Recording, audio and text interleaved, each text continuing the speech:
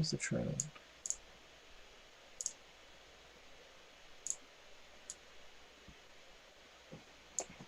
Alright. Hopefully everything works. Getting kind of annoyed with this audio. Alright, so let me burn some stamina real quick. With Aichi bitch ass.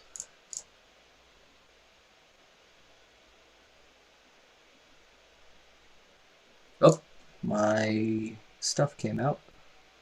1 second, guys. 1 second, guys. Window capture away. I switched my BlueStacks to streaming mode, so it pops out the window. There we go. There we go, there we go, there we go. Oh. Can you guys hear the game? And hear me okay?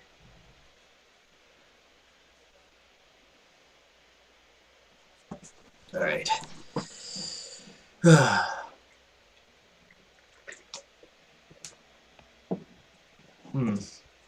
This is like the best monster. Monster juice. Juice to juice. Okay. Let's wait for that stamina to build up a little bit. We're gonna try and redeem some rewards. No game audio. No.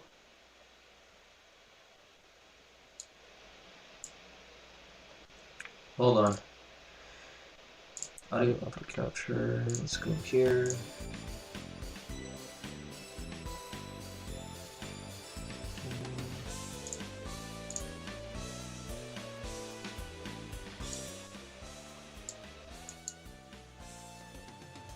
Blah blah blah. Can you guys hear the game audio now? Let me know. Clap your hands if you can hear it. Clap your hands if you believe.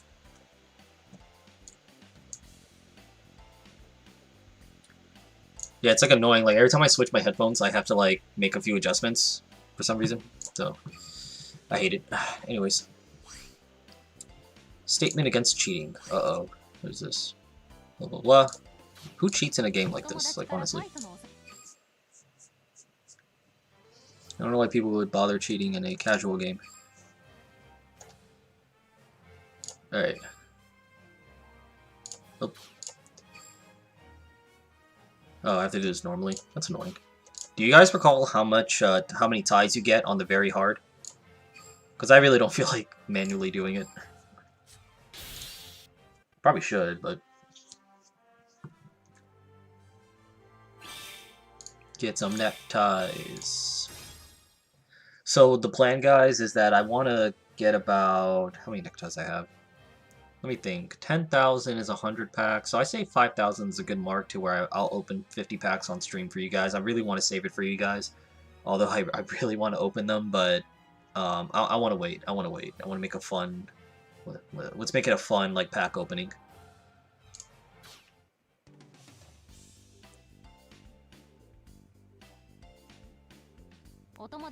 Alright. Yeah, I don't have any gems. Let's rank up.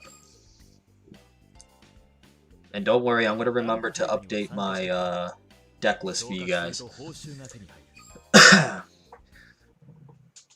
So I really should be at Legend 24, but it really annoyed me last night because I got the win, but then it like froze on the win screen and I couldn't, you couldn't, continue past that. So I had to, close out the game, restart the game, but then of course they don't give me credit for the win. I think they actually credit as a loss or something. I think Bushiroad really needs to fix that.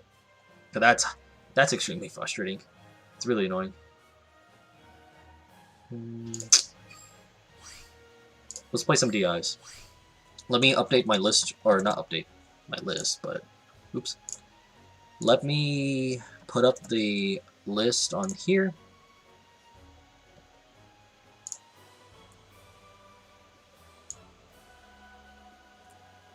If not, you thirsty boys will be asking me, what's the list? I cannot see the list. What do you play?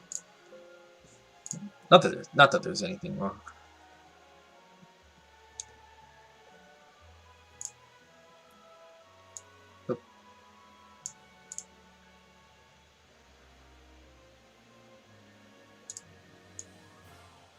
Oh, god damn it.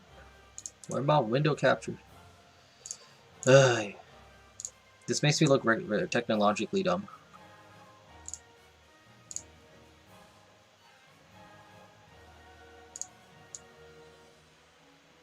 Alright, let's try this again. You stupid.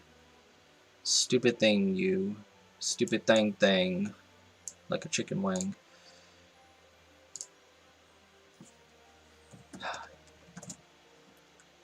Let's try this again. Riser counter? I guess. I just don't have risers, and they're, I mean, you know, they're just a very tough, annoying deck to deal with in general. So bottom line is, like, not much I can do about them.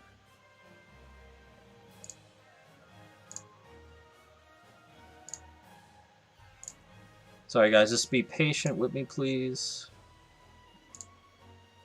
Patience is key in life. There we go. Okay. There we go. I just wanted to put that up for you guys to look at. So all you thirsty boys can see it. Alright. Now we're in there. Let's try this. Yeah, Risers is a tough matchup in general. Honestly, I would play them if I had them. But I don't have any perfect Risers. I didn't go hard pulling for them. I went hard for DIs.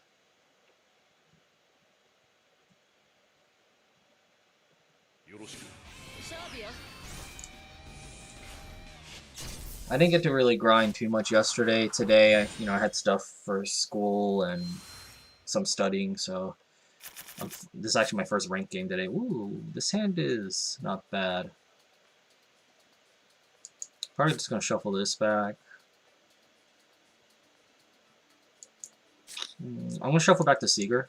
I want to just try to maintain a target for Edelrose as much as possible.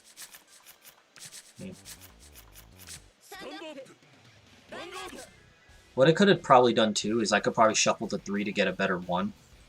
Because that's another reason why I really like the starter here, because it actually it really helps with your mulliganing decisions, so you can actually maybe take even more risks, at least involving your grade 3s.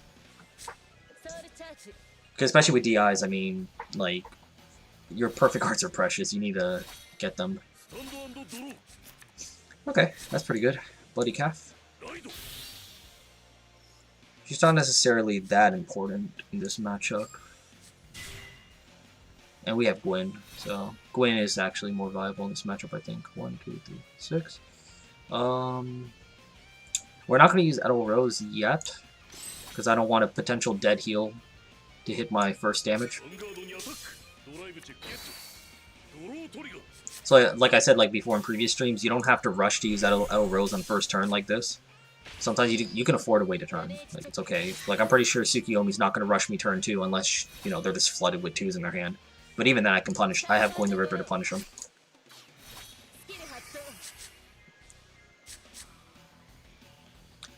I was actually playing Tsukiyomi yesterday, and like, I'm just like, I don't know. I never really liked the deck, even when the deck came out in real life.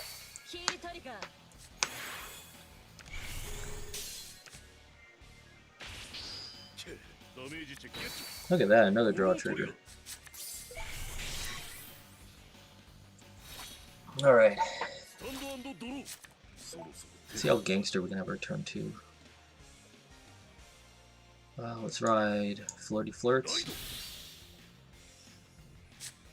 It's actually pretty good to ride her. That way we can get the Werewolf Seeker. It actually hits a better number on the side. Obviously, of course, we don't have the 2 damage confirmation, but that's okay. I wish I had an ideal booster. I can like just rush a little bit. Yeah, we'll go ahead and Edelrose again because I don't want to risk losing more secret targets. And our heal is live right now. I think we're gonna hold off here. I don't see a reason to Katana to go too hard.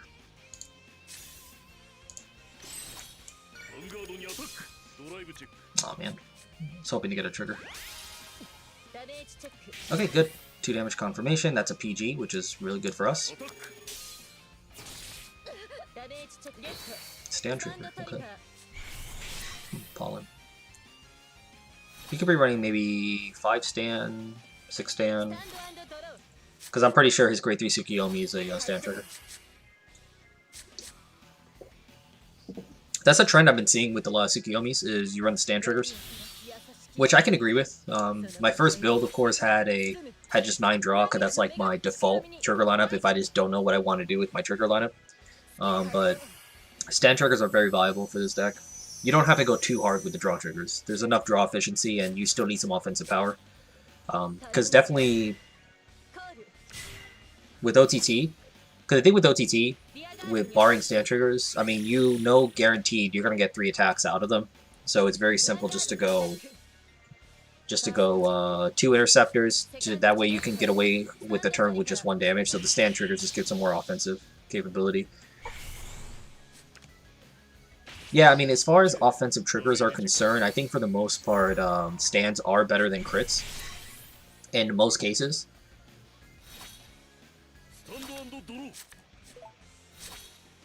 And 9 draw Suki. Yeah, that's true. And it's like, and you really have to have that balance, because Tsukiyomi, I mean, if you can get the ride chain going... Oh, I have to ride the SP.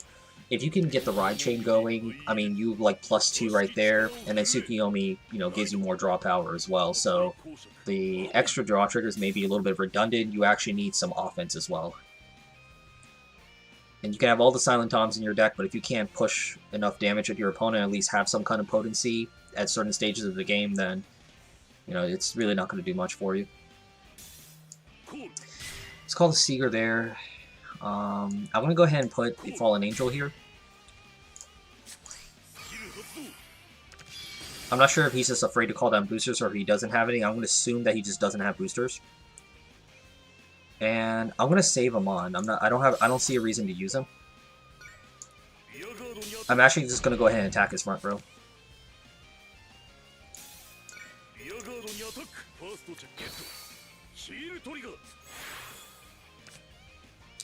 It doesn't matter where I put it. Confirm one there. Man, getting a lot of good triggers here. Honestly, I was kind of considering maybe altering the lineup, or at least testing out the lineup a little bit. Maybe we can do... maybe add some crits in this deck.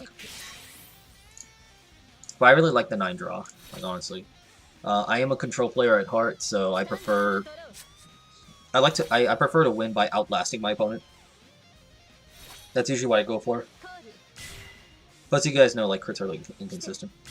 So we chose to go after his board because I didn't want, since he's not going to have that skill active again to draw some cards, I want him to at least try to go over the top of my wall here with small hand size he has. It forces him to make a play. Yeah, it forces him to call that secondary angel, because I know normally you want to keep the heal triggers in hand and maybe try and stack in the bottom. But I don't know if he plays that grade 2 angel card.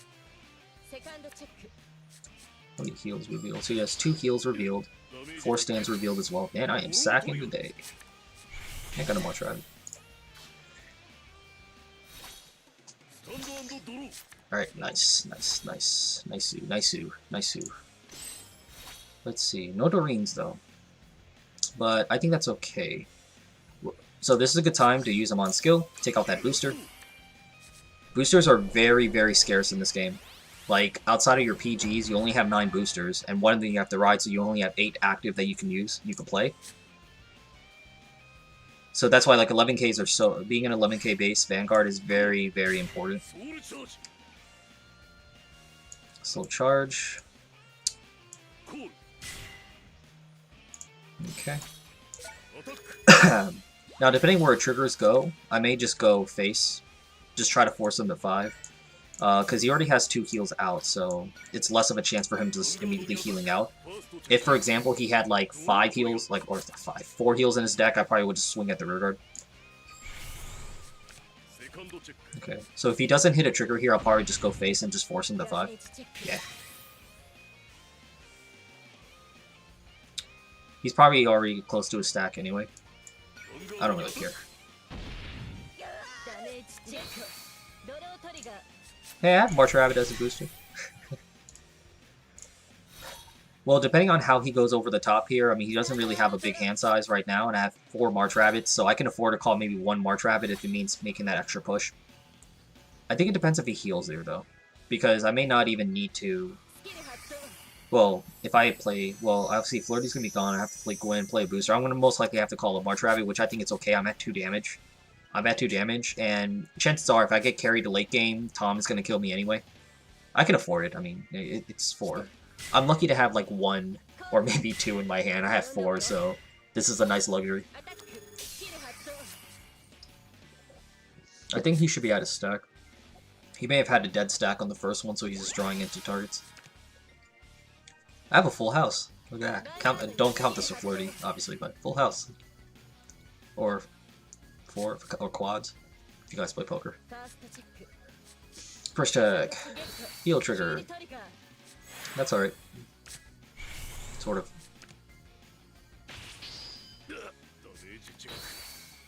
I mean, after a while, you have to accept your opponent's gonna heal. Like, you can't, like, get mad and tilted every time they heal, like rawr. He shoots and go face. Draw trigger. Nice, nice. Okay, we got a booster. A Doreen will be really nice here. Didn't get it. Well, let me see. Amon can actually hit the next threshold, so we can at least get... Yeah, we can get 2 damage confirmation here.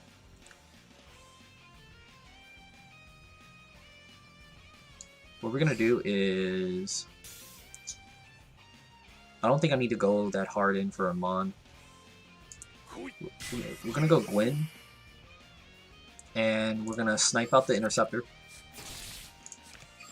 7, 9... We'll put this behind this, our Vanguard Amon. It may have been a mistake, actually, to take out the Interceptor. I could have just took out a booster.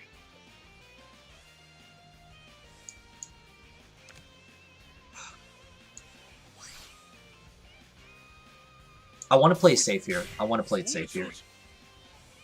Because if he gets Silent Tom, and I have 2 Interceptors, then Tom can't kill me. Unless, you know, Tom can kill me.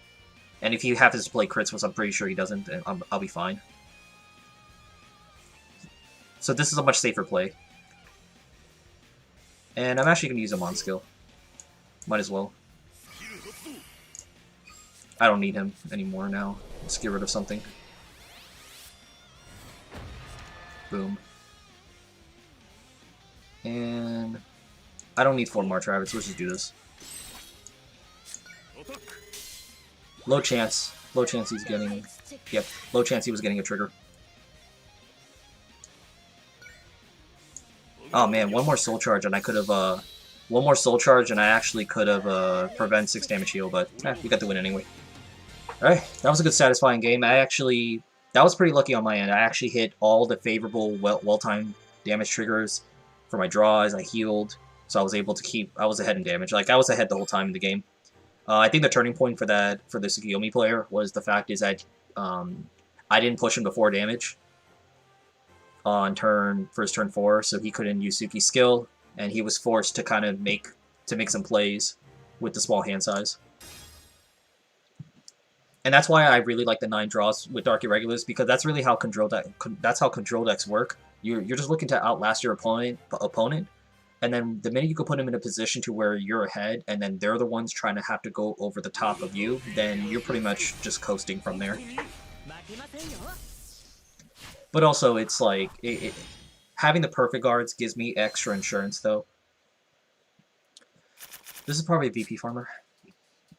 Or at least I'm hoping he's telling the truth. I like this hand. Like, if he's actual legitimate royal player, if he's a legitimate role player, he may try to rush me down earlier. So Gwen can help punish that. And I actually don't mind opening an Edel Rose early on, because it allows me to at least secure 1 heal in my hand so that I can kind of shuffle later. Oh, he's a VP farmer. Ooh. So we're guaranteed Legend 24 unless I get you know, I get screwed again. But seriously, man, I almost want to like sign some kind of. I just want to send some feedback to Bushiro to see if there's a way they can kind of address that, because that's very frustrating.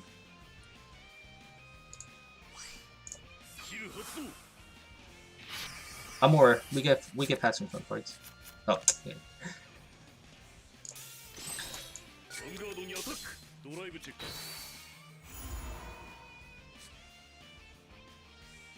VP farmers are the saving grace in this game.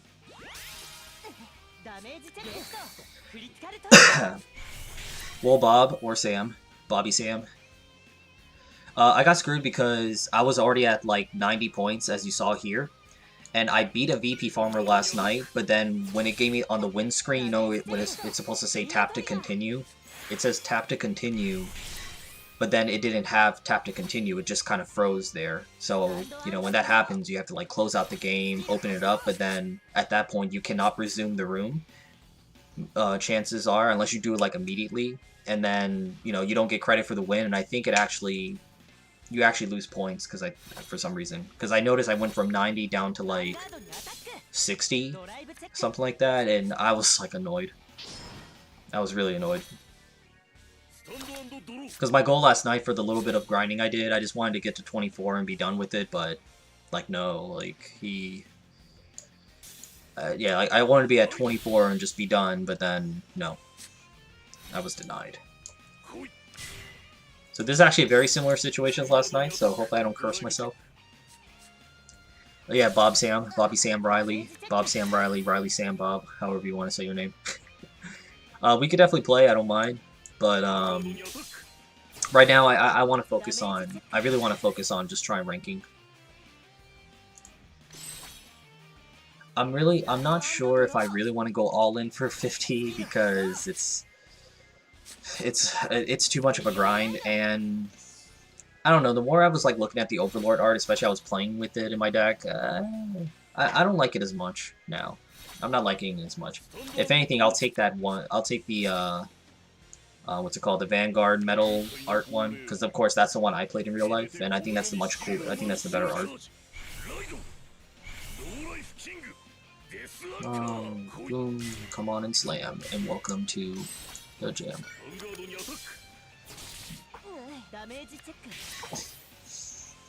Oh, I can't wait to play Eradicators with Gauntlet Buster though, because I get to, you know, I want to play the Space Jam song. Come on and slam, and do the Gauntlet Slam. I don't feel like attacking the Vanguard, that's just a waste of animation. But yeah, I think what I want to do, like, of course I want to focus on ranking up, but I'm actually working on a little bit of a surprise for you guys. I do want to work on a little bit of a surprise. I'm working on a little bit of a surprise for you guys. Follow my Twitter. I have a Twitter right now that I set up the other day. Domino Pairs, at Domino Pairs.21. Definitely look for that, and look for that. Follow that. I'll try to advertise it if I can. And there's nothing on it though, you know. And I'm gonna redo my Facebook page. I remember I deleted it like years back. Shit, I forgot to put the green in front. So follow me there. I have a little bit of a surprise that I'm working on right now, so definitely I want to check that out for you guys. But once I kind of, okay, good. Once I build up my, you know, once I build up my following again and get everyone's attention, I maybe will do. My plan was maybe to have like a subscriber, like a subscriber like game day. So like maybe I'll take a stream day and just get a list of people, of subscribers who want to play, and you know, I'll do like a raffle and I'll let people come play me. I don't know if I'll do prizing, of course, you know, because maybe later, because I do plan on like Twitch streaming, and you know, obviously I'll be open for donations. So you know, if things work out with donations, probably, you know, those funds will just go towards things like that. Skunkwish, is it bad that I don't see what VP is for? I see this VP for. I don't know what the VP is used for. Yeah, the VP is just for building up, because the more you build up, there's like a tier, like a ranking or a rewards ranking that you get. So the more you accumulate, there's certain rewards that you are earning. So like it involves like packs, you know, mainly for packs, like packs and other stuff that people need for pulling. Who am I playing against? The Fate, what's up, man?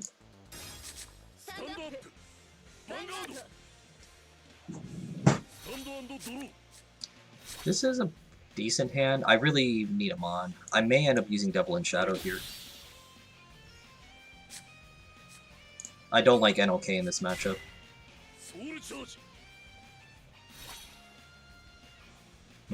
I need to figure out the Twitter. I'm new to the social media stuff as far as doing all this because I used to never want to do all this because I was lazy. And I'm not into I don't know, I've never really been into like social media and stuff like that personally myself. Oh, VP Farmer. Yeah, there we go. There we go. So the funny thing is, I actually saw a post. Well, I'm not really part of the major Facebook groups, but like, I have a lot of group chats. But someone was posting a screenshot of someone like literally bitching about VP farmers playing heal triggers and sentinels in their deck because it's like a waste of their time. And I think that's if there's like any first world Vanguard 0 problem, it's that. Like really? Like if you're getting a free win by your opponent, like why would you bitch and complain about that? That's like the dumbest crap to complain about.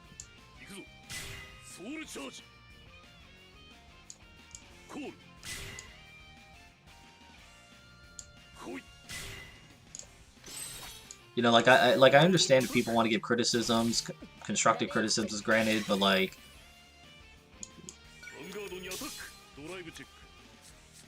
I just get slightly annoyed when people just want to complain about like some little thing that really doesn't matter. You know, take the free win, shut the hell up.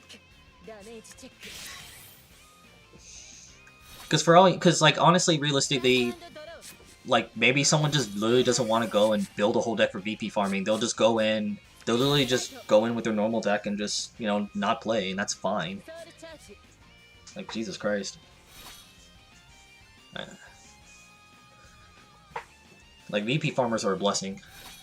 If it takes me an extra minute to win a game that I know it's guaranteed, then I will damn well do it.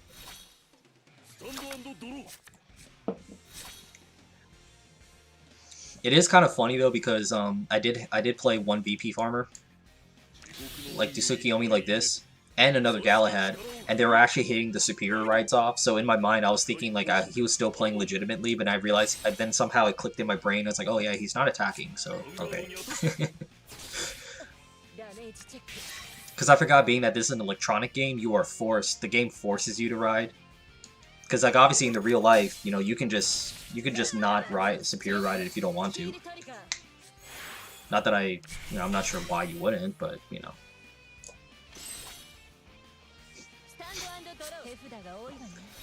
There's no Domino Paris 21 to it. I'm pretty sure I made it. I am very, very certain. I'm very certain that there's a Domino Paris 21. Maybe I'm just crazy.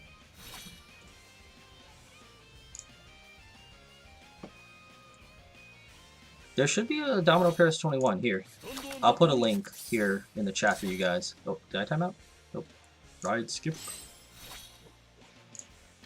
There should be one here. I'll put a link here so you guys can check that out. Here, let me know if that link works.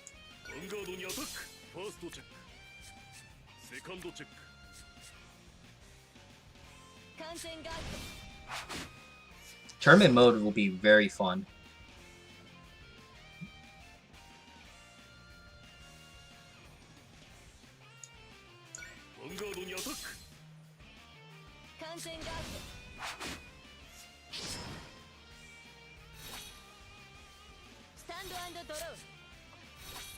Alright. Oh my god, he's wasting so much time. How dare he waste my 1 minute of life.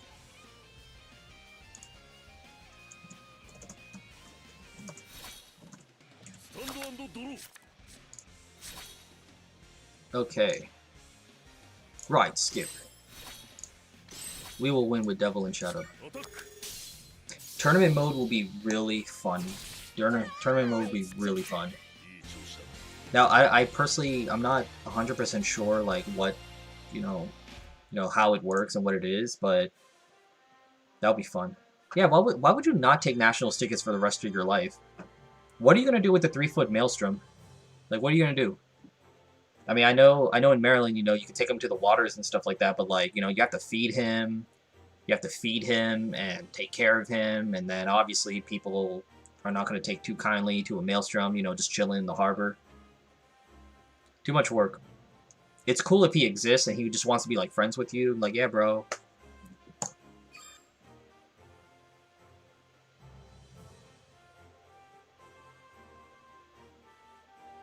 Does it actually have my real name showing publicly? Not that I really mind, but my original intention was to not have my name shown publicly, but then I was stupid and put my name in. Like I said, I'm not really good with Twitter. I have another Twitter account, but that's to follow my my artists that I like.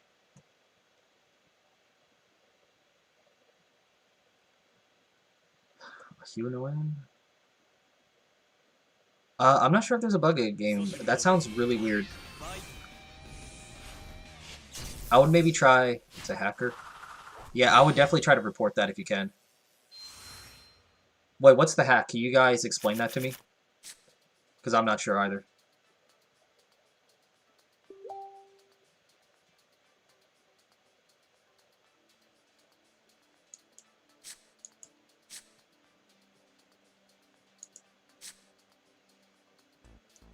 Ludes, you see.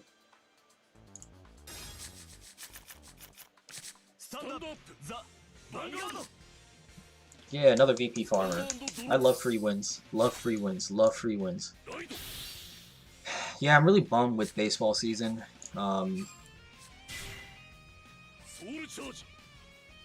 Yeah, like Bushiroad actually put a there's an information notification talking about cheaters. I didn't read it, but after this game, let's read that together, just so we can be aware of things. Yeah, let's use that. Oh, there's a program for that, yeah. Oh, yeah, duh. Can't do anything there.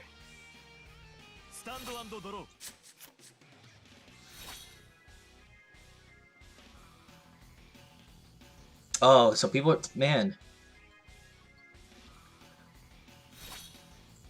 Like, I don't understand. Why are people, I seen this in multiple mobile games, and like a Zerlane, I play Zerlane, and that's strictly a PV. Well, technically there's a PvP mode, but like, who gives a shit about it? It's like, why would you deliberately cheat in a game like this and think you're not gonna get caught? I legitimately want to know who has cheated in a mobile game consistently and hasn't gotten caught. I feel like developers are a lot more smarter about this, and it's not like they're not aware of it. Like, I don't understand. And I mean, it's just a casual mobile game, for Christ's sake. But hey, it's whatever.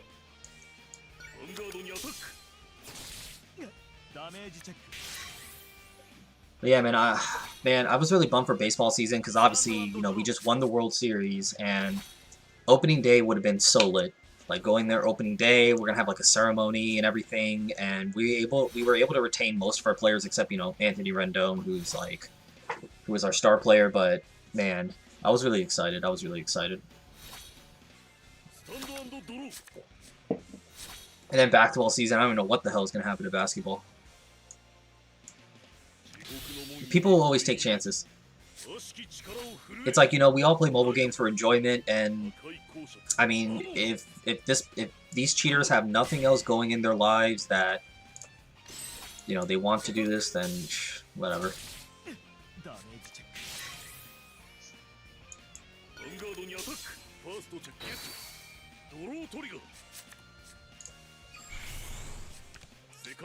Alright, let's hurry up and finish this.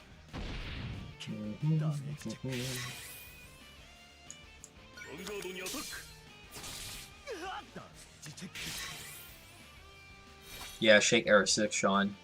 He's from Houston, Astros fan. NBA, man, the NBA meta was gonna be so good because obviously, you know, the NBA was like a two deck meta, you know, with like Golden State, no, tier 0 format, like Golden State Warriors were like tier 0 deck. But this playoffs was gonna be like super lit. I mean, I like LeBron, of course, so I would be pulling for the Lakers, but I would like to see Lakers versus Bucks, and I think Giannis deserves to win a championship also. Mavericks are really cool. I love watching Luka Doncic. Luka Doncic, I'm so happy he's doing well. There's one thing I really hate with like American like sports culture that annoys the crap out of me is like whenever there's a foreign player coming into the U.S., whether it's like MLB or basketball, right? It's always like, well, America's better at this than America's better than it's better to play here in America than there. Like they're not going to be as good. They're not as good. But it's like, come on, man.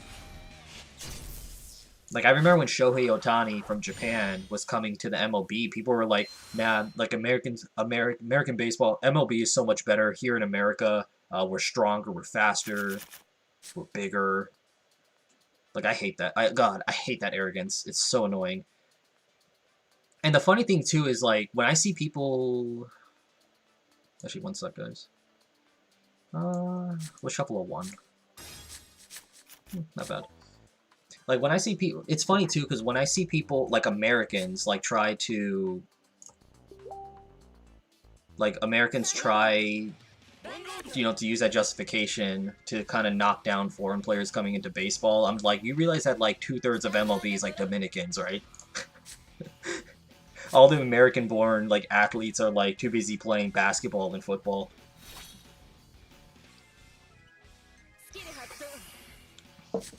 That's why I kind of laugh when people try to be all condescending about America. Ugh. America. Alright, we're gonna have a real game here. I was hoping for another VP Farmer, but it's okay. Wait, what? Oh, never mind, it's a VP Farmer. That Soul Charge actually gave it away. You have an Ohtani foul ball? I'm jealous. I hope he can come back and pitch. Yeah, 5 VP Farmers in a row. That's what happens when I play DIs. I kid you not, my record is 8. When I was like... I ranked up like twice like this. Just, I faced 8 VP Farmers. I'm so good. So what happens is like, I'm really good at the game. And when people see like my name, like, oh yeah, the Salmon Paris 21. I want to support him by letting him win.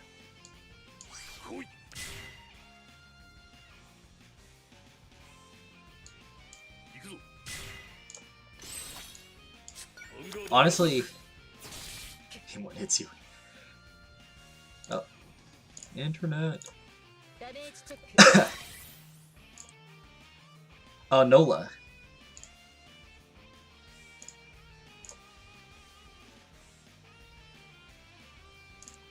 Alright, sorry guys.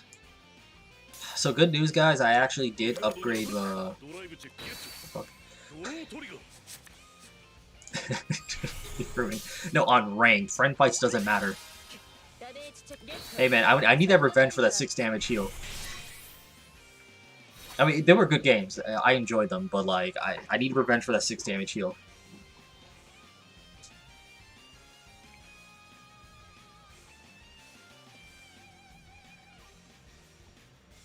But good news, guys. I actually...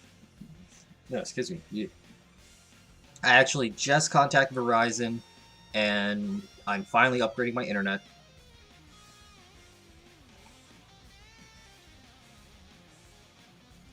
After a win, if I remember, it's like 20 to 30 points, but, well, I don't know, I literally don't know how it calculates it.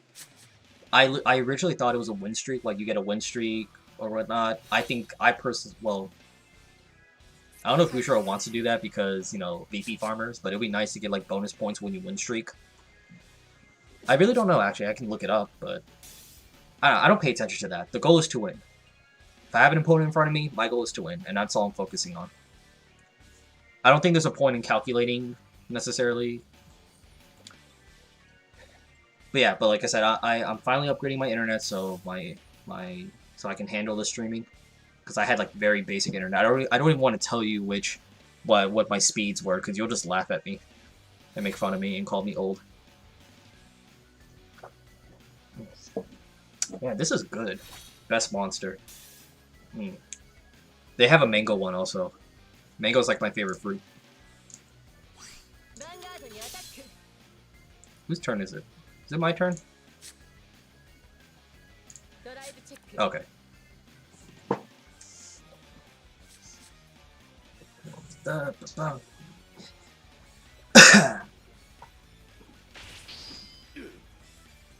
I would be interested to know that as well. That would be interesting to know. Actually, let me put this down a little bit.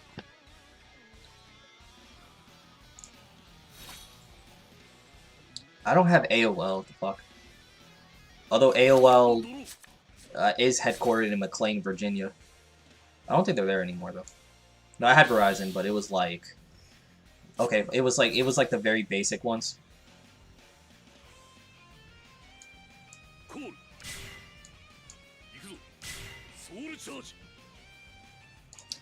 So yeah, upgrading my internet. I'm trying to get a better camera here, cause this is like from I bought this like 8 years ago, 6 years ago. This webcam. So I'm trying to look up maybe like a good like high quality.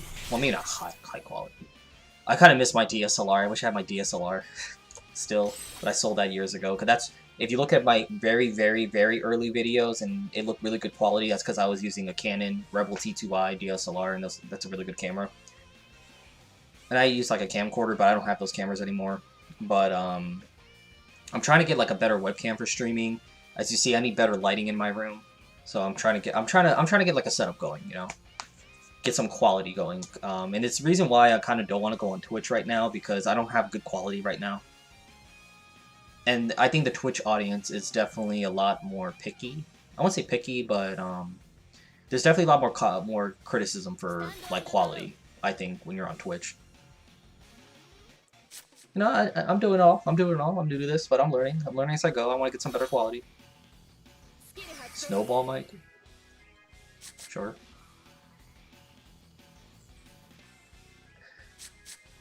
Maybe down the road, depending how things go, you know, with streaming, you know, if I get enough donations, which, you know, I don't ask anyone to donate. I mean, obviously I'm not going to ask you guys to give me money or anything, but, you know, if I have to get donations, all that will be going towards better equipment.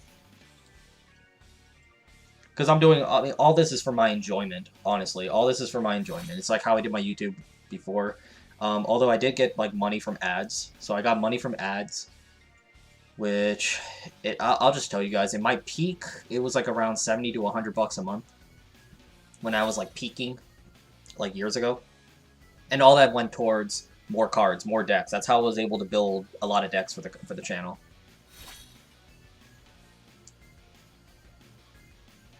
Like, I have a decent job. I'm looking at upgrading my career, so I'm not like I'm not in any dire need for money necessarily. Oh, I forgot to call Doreen. Misplay.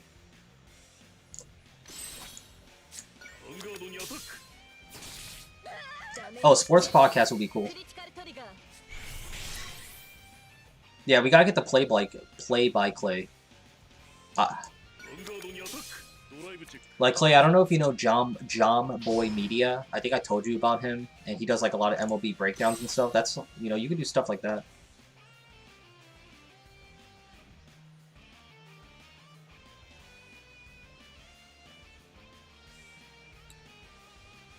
I mean, I don't mind jumping into sports podcasts. I like talking sports.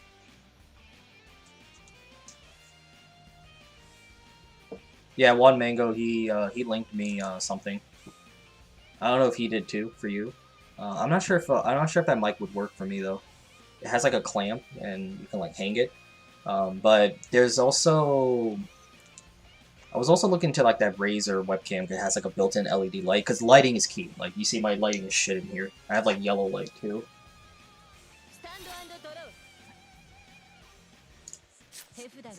Yeah, definitely Nats talk. Baseball is a very nerdy sport. Like, that's the funny thing with baseball. I think that's why baseball is not as popular compared to, like, other sports, because it's not really, like, the cool sport to do, because it's very nerdy. It's very nerdy, and it's a little cheesy to talk about, like, when you start, like, talking about pitches and things like that. God damn, I'm so old, man. Why did you say that, Danny? You made me feel so old. Elementary school. Damn, is it... Wait. How do you go from elementary school to college? 18 years? God damn, 8 years. That means... Yes, that's right. Yes, that's right. 8 years. Holy shit. I've been doing this for 8 years, technically. Wow, I'm old as shit. God. Thanks, Danny. You made me just, like, rekindle my life there. Like, Jesus. I'm old. But it's okay.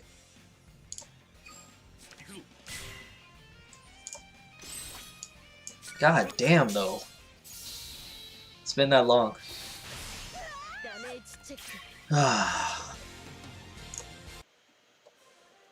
Alright, so far we're...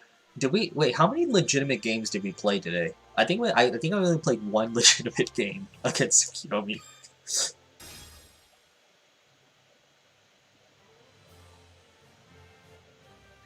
I mean, I guess you could technically say I'm old. I'm 30 years old. I turned 30 this past March. I am old, man. You're old too, Ren. Shut up.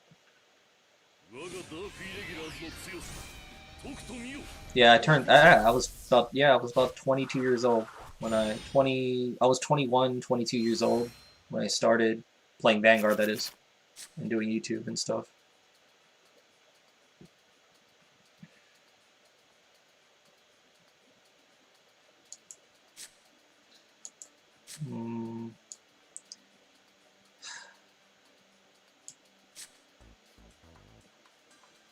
I'm actually going to do this. That's actually a good hand. Legally expired.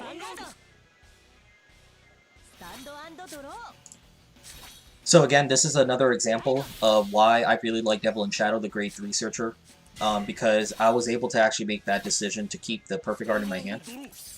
And I'll just search the 3 later if I need to.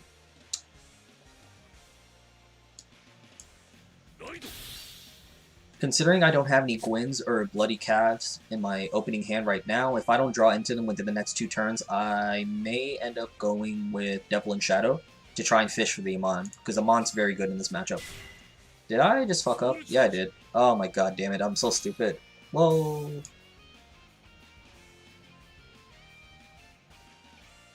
Yeah, we'll attack in the middle. That's alright. It's part of my plan. With a job and builds, yes. Crits. That's why I like seeing crits early. Yeah,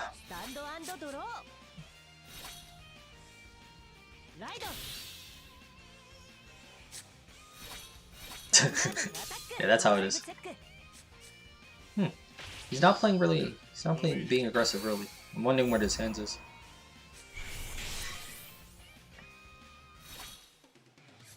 Topic Mon. That Rose isn't terrible. Now he drove check a Blaster Blade.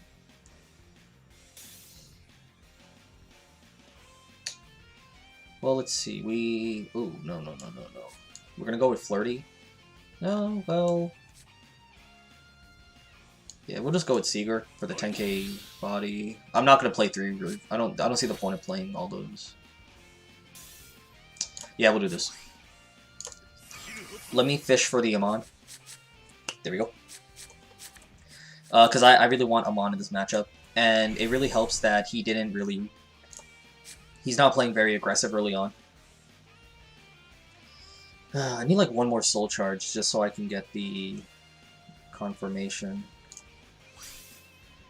I'm going to wait on using Edel here because I'm going to be ahead in damage. So I don't want a dead heal. I don't need to use Edel here right now.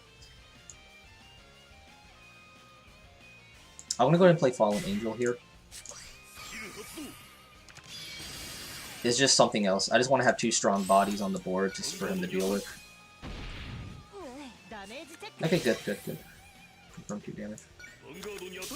It is very risky to kind of do that. It's a little risky because Grade 2s are very precious, but then again, he's going to snipe with Blaster Blade, so I'm not losing much.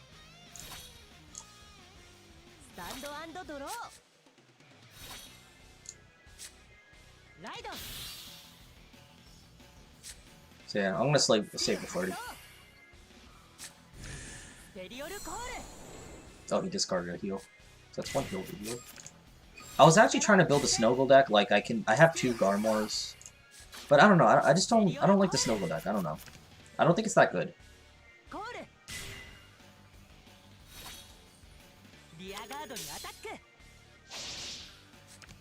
Because like, I like how Snowgle got a buff because of the 7k base, which is nice, but when you, oh goddamn the crit.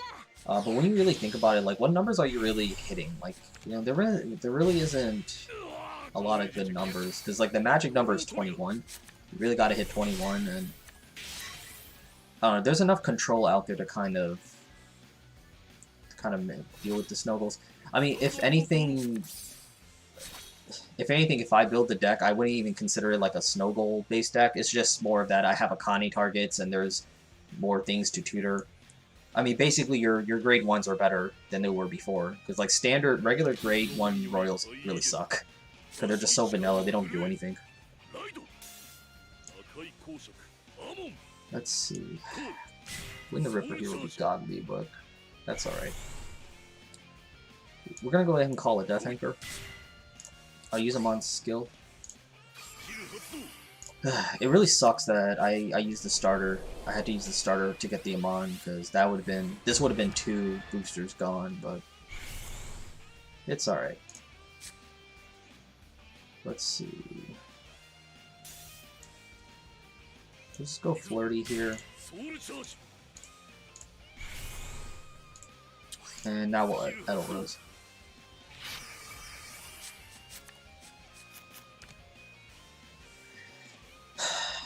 I don't think it's worth using Amon anymore. Taking out 1 Snowball is enough. I mean, he's not really hitting any additional threshold with it anyway. I just want him to kind of force... I want to force him to use more resources. And I'm going to save the Death Anchor in my hand. Because depending, if he pushes me to 5, I can just try and swing it at him. He has a low hand, so...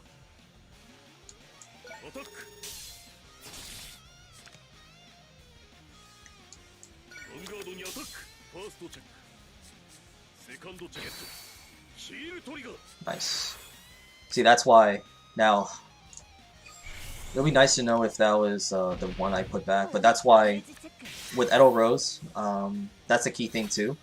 You really want to take the most advantage possible of your soul charging to kind of help with your deck compression, so that you can just put Edelrose in and it will just greatly increase your chances.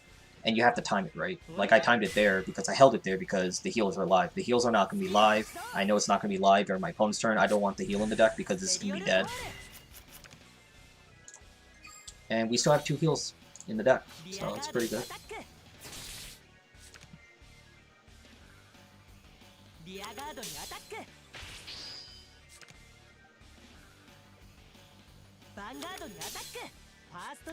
To be honest, a deck idea that I had was like an Alfred Beats deck, just 9 crit Alfred Beats.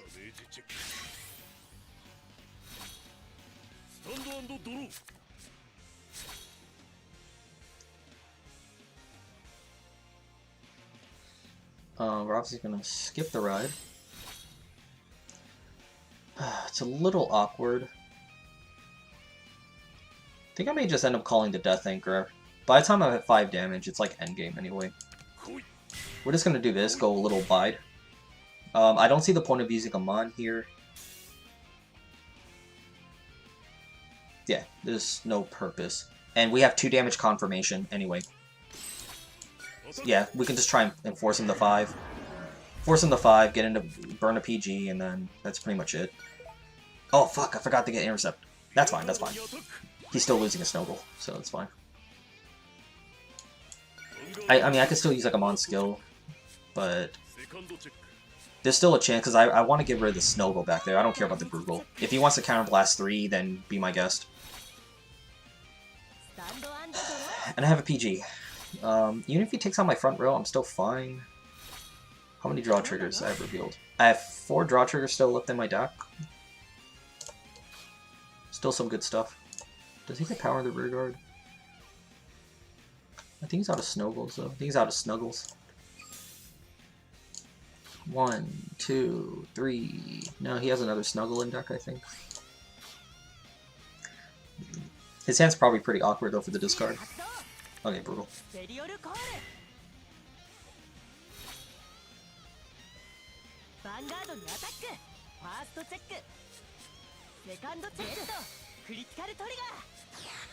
Damn those crits.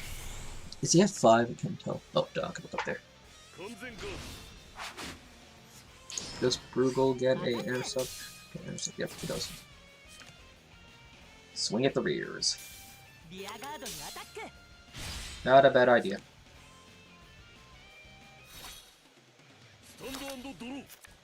Nice. That's actually the perfect top deck right here. But now we can play Gwyn the Ripper. Get rid of the Bruegel there. And then we can force out 2 Sentinels. If he has them, that is. I'm sure he does. But, I mean, we don't know for sure if he has the second one because he's able to build a field without calling his hand, so we don't know. Nice, finally. I needed that draw trigger. Hopefully I'm not out of secret targets. Hopefully I'm not out of secret targets. Whatever, doesn't matter. Nope. That's fine. So now he's down to top deck. Heals. He still can heal. He still can heal. This column's a little weird because he can switch these spots to kind of get an interceptor. Oh, okay, he doesn't. Okay. I think that's fine. Gone. He can crit me. Okay, guess not. Now, since he doesn't have an interceptor, anything I play here... Yep. Right, skip. Indeed, we do have a secret target. So we'll just give ourselves some insurance here. Wouldn't go... It's good too, because he can hit that unboosted. We'll go here. I can already play around a 6 damage heal. Like, I already have 2 damage confirmation. I already have confirmation for that, so we're just going to swing here, bait out the Sentinel if he top deck 1. And if he 6 damage heals, that's okay. Oh wow, he did top deck a Sentinel. Okay, but we could play around 6 damage heal unless he heals twice, then. Even if he double heals here, I don't care. Well, sort of, I care. Alright, good. Alright, good claps, and we go to 25.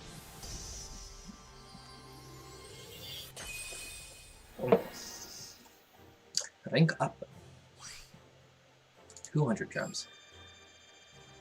So for the record, last season, since I started like really late in Zero, I think the highest rank I got was 16, so these are all like my first time. Let's check on the stamina real quick. I just want to make sure I keep my stamina like burned. I don't want to waste any stamina.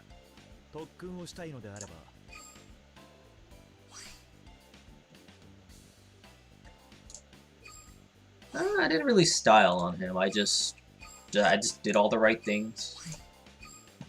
Like the Snowglow deck struggle. I mean, Dark Irregulars does really well against Snowglows, especially Amon. And I think what was very key in that game was early on his turn 2 was very weak. It was just 1 attack. So that allowed me to sustain a lot of damage. And obviously he ran crits in his deck. Like you can imagine if he like even called 1 more attack, pushed that 1 extra damage, I think the game would have definitely turned out a lot differently. Yeah, but like I said, I like the Snowglow deck, but I don't like any of the grade 2s that they have. Like if the Beastfang Garmor, the 8k grade 2, had that same ability, the power up ability on the rear guard, I would actually think a lot more highly of the deck. And of course if Royals have a way to countercharge. I mean, if there's something that Royals can like die very badly needs, the countercharge. Let's see. Let's just approve more people. I can only take 8 more people. Gotta max out that friend list so that I can get the rewards. Just add me. I accept everyone at this point. I mean, literally, I don't care. Just I put my friend code up there for a reason. Just add me. Just put the request. I'll add you.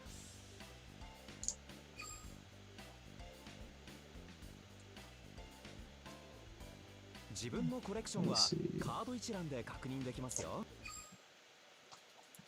Like, let's just take a look at the Kagero, or not Kagero, Royals. I forgot to delete my other shit.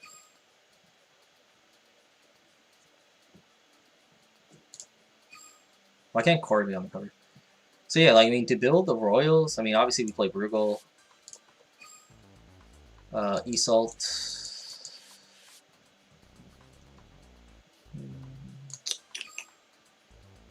Blaster Blade. I'm not going to play that one because I hate mismatching playsets. And this is where, like, Akane and Beastfang Garmor do, like, the same thing. Like, they do the same thing. With the exception of the counterblasts. Akane's all hotter, though. Like, she looks so good. Curves. Curvatures. Anyways, what was I doing?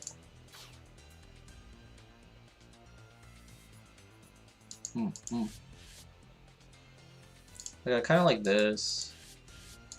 3 of these. I think 2 Akane. It's like, I think 2 Akane is fine. And where are you? Oh, Galatine. I mean, I'll probably like play Galatine, I guess. Like, you could, because what will be very useful is having access to this 12k attacker. Like, having access to the 12k attacker would be really good. Because, like, a row of Snowgulls is, well, let me think. Because a back row of Snowgulls and Bruegels, no, it's 9k. The highest they can hit is 9k. So, like, what numbers are you really hitting with 9k that you can't achieve with, like, an 8k or something, right? And that's the big thing with numbers, like, on paper, like, having the buff and the numbers is nice, but then, like, what, you have to really look at what thresholds are you really hitting. I mean, you can hit, like, 18 consistently against Crossrides, but who gives a shit? Right now, at least. So, I don't know. Royals are right now all over the place. I mean, that was the problem that Royals had anyway, even the back in the card game.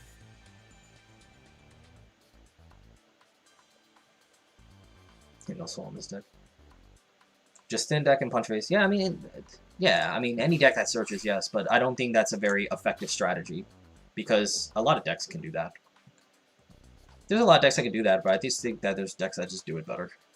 Like, OTT obviously does it better.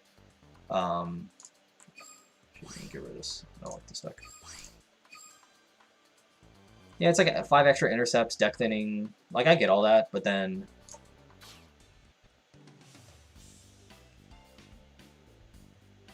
Like, slightly increasing your variance, I don't think is a winning strategy. And as you saw with that one opponent, like, he had, like, no hand, you know? You face a control deck, like, any slight control deck, like, it's kind of annoying. And any strategy that's revolved around relying on luck, I don't think it's a good strategy. It's not going to be good. Like, I don't think that's a winning strategy, is what I'm saying. Let's go back, let's play Diaz. Like, you know a deck is good when you don't even think about triggers when you're playing it.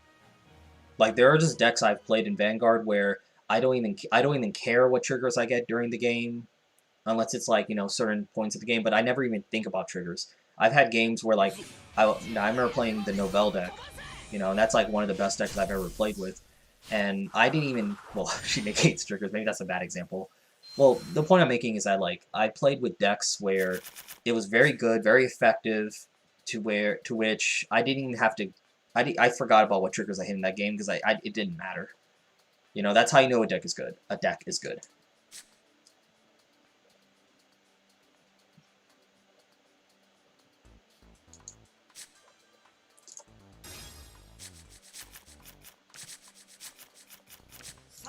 I was contemplating keeping the second Gwyn for the Risers, but I'm really not going to have enough to pay for both. Okay, good. We top deck the Iman. That's exactly what I wanted. And we're going first.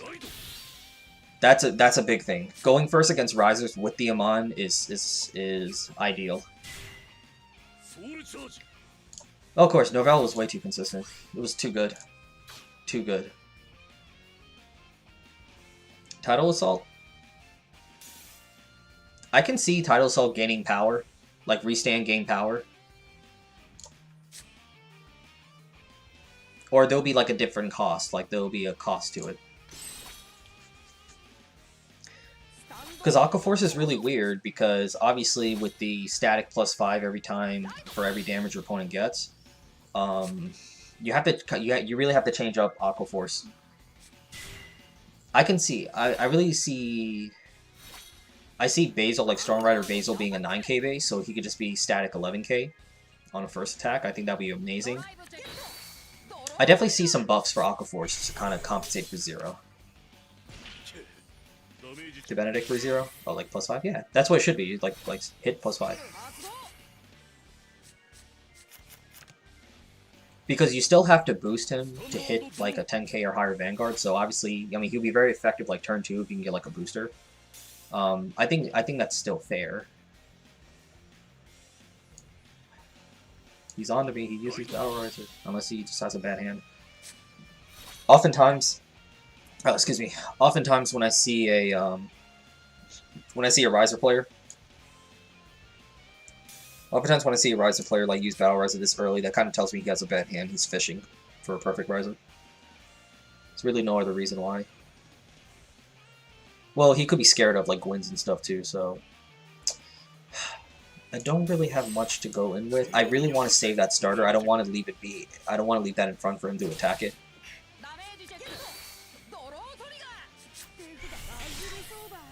But this is basically a retire. This is a retire for us.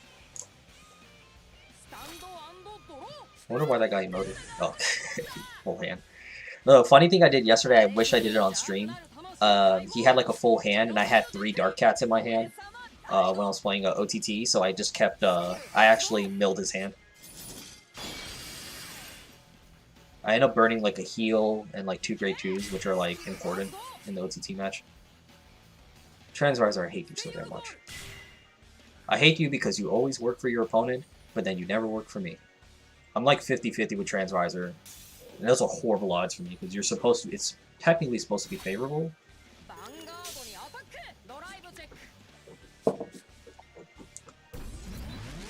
Nothing's hitting. Thank you. Nice. Perfect. Perfect. Perfect. That's exactly what I wanted. Now, well, let's see, Jack is at 11k. I can actually go hard in the paint a little bit.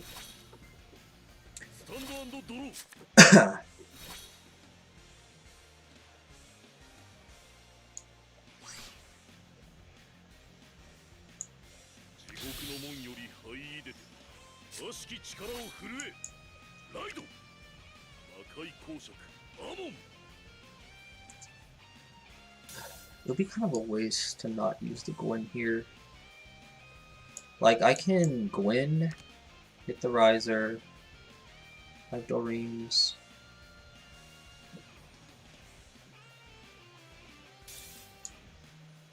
Actually, we'll do that. We'll do that. Because I still had to play Gwyn anyway.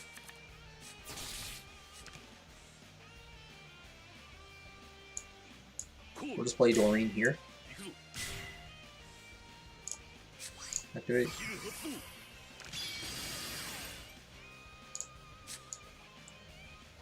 Goes to 18. That doesn't confirm anything for me. 16, 18. Hit. I don't have 2 damage confirmation, but we have a decent chance of hitting a trigger here. Rip. Well, it's a dead heal. I'll take that. Dead heals are dead. Doesn't hit. I haven't tried spikes yet because I didn't pull any packs. I'm trying to save for about maybe 50 packs, and I'll do a live opening. I'll do a opening session with everyone. I'll be sure to try to... Oh, well, it's good that we didn't do the second damage because he doesn't get the Battle Riser Surge. I'll do my best to maybe try schedule it ahead of time, maybe like a day or so in advance, just to give everyone time to, you know, make time to come on if you really want to see the stream. He needs one more riser, which he does, of course. Countdown begins. It's awkward. This is why I like this Angel, because he has to throw a booster down to get over that. I don't know why he called that. He has to use that riser to swing there. I think that's going to buy us... Oh yeah, duh, I forgot. Cosmo Lord. Its power. DD Any Games. What's up, man? Sorry, I forgot to say hi earlier. I was focused. I can survive for 2 turns. Guaranteed. I can confirm 2 damage. Next turn. I think it's going to really come down to healings. Healing here. If I can at least heal 1 time, which there are 4 heals in my deck, I can probably survive. Based on his 3s. Yeah, he doesn't run crit triggers, so I shouldn't be, yeah, I don't think I'm scared of, yeah, I'm not afraid of any crits. Let's see. I could Gwyn here. If I choose to Gwyn here, though, do I get a confirmation for damage? Well, either way, I have to play the Gwyn anyway, and I think it's worth doing. Could play the Gwyn here, but then I'm not soul charging. Actually, we'll do this. I am not going to use Gwyn.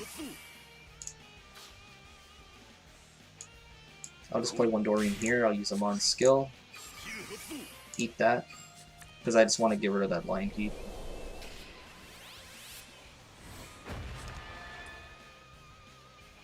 Let's at least get that Gwyn to a higher number. Take out that.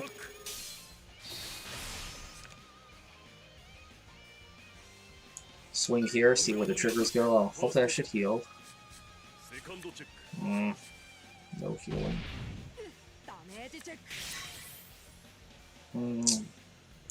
We're actually going to go in, just try to push him at 4. I really didn't want him to hit that draw trigger. Trying to minimize his hand. Going after the Cosmo Lord doesn't really accomplish anything in the long run. I do have the March Rabbit in hand, so that will buy me 1 other turn, and I really need to heal. Healing at least 1 time can buy me like possibly another... Well, he can still swing him in the face, so I have to draw into stuff. I mean, Risers is a very tough... It could be a very tough matchup for us. It's just... You know, you have to damage race them. My early game, I felt like could have been stronger. Hitting that damage checking the trigger to block 1 damage early on really helped him.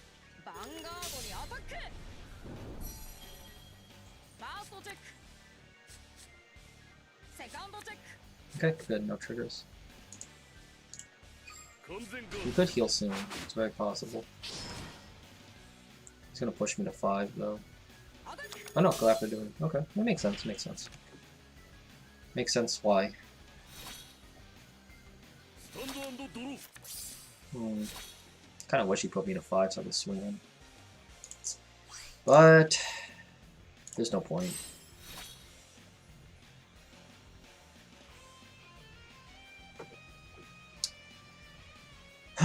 Let's see. Gonna have to do it like this. There's no point in trying to bluff a perfect guard. I mean, you just swing away. It doesn't accomplish anything. Like, I have a lot of triggers in my deck. I really need to hit a heal here. Let's just go in here like this. Heal, heal, heal. There we go. There we go. I still don't think that's going to help me much, though, to be honest. I really needed a grade 2.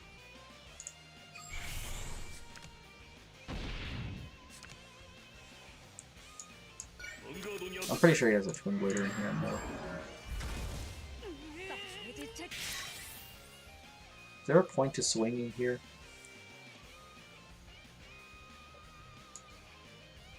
Actually, is there a purpose in swinging there? At this point, I'm just assuming he has the Sentinel. This could be a better guarantee. Take it, he top decks, he has 3 cards in hand. Nah. Same value. Because if he really wants to push for game, he can just call a Sentinel.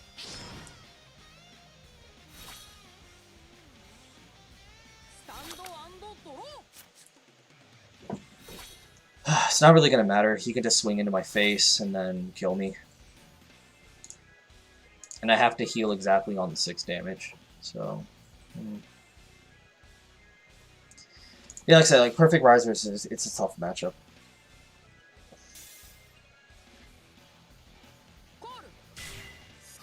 Perfect Risers is just a tough matchup. I mean, I think it's arguably the best deck right now in the game.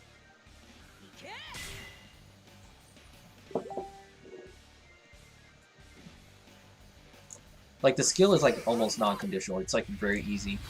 Shouldn't be too hard to do unless you're just that unlucky. Okay. I was hoping to hit a trigger here because now he just confirms. He can just confirm. No, I can hit a trigger here though. Thank you.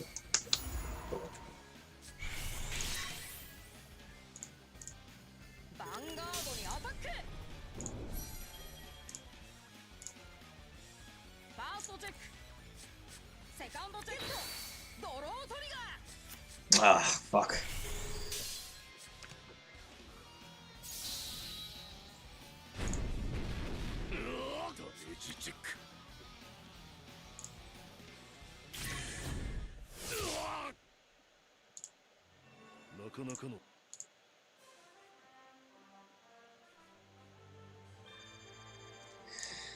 Sucks he hit the trigger. That was my chance.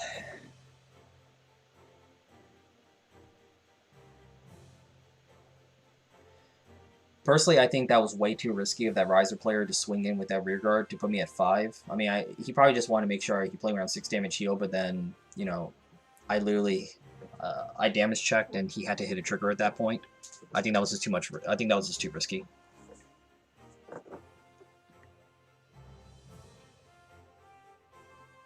But then again, I mean, it's like it's going for broke, so either or. Let's keep playing. Let's keep going with DIs. Can't let that one game discourage me, because I mean, Risers is like it's a losing matchup.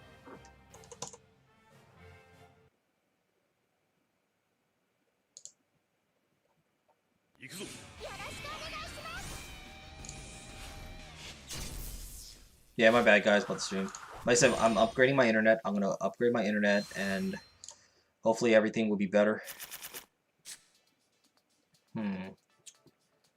Fuck, what was I playing next? Let me see. For sure, one Edo Rose is going back. Good VP farmer. I say like 20% of the time when I face a Bermuda player.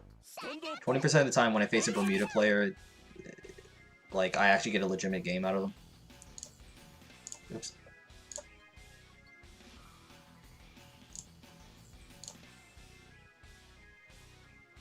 Sorry.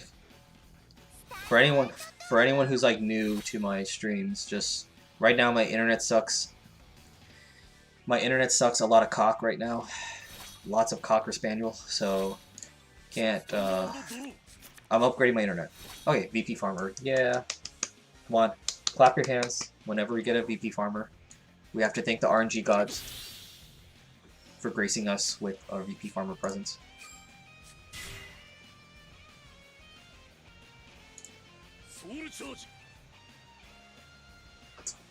Come on. Vic, what's up, Vic?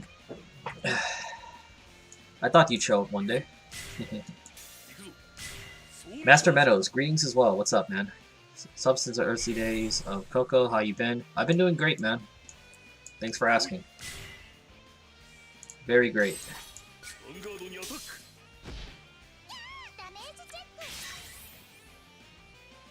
You know, just living life, enjoying things, playing Vanguard 0.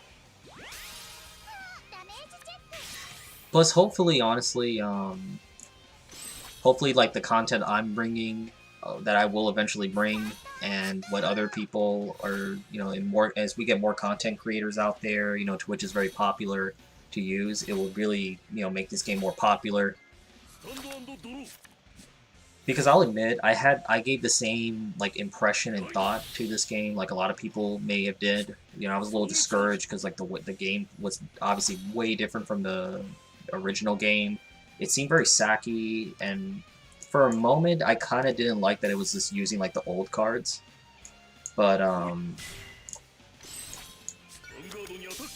yeah, like I kind of didn't like it was using the old cards. I was a little confused why, but when I just, I gave it a try, I was like, you know what, screw it, I'll give it a try, I'll give it a chance, and it's been fun.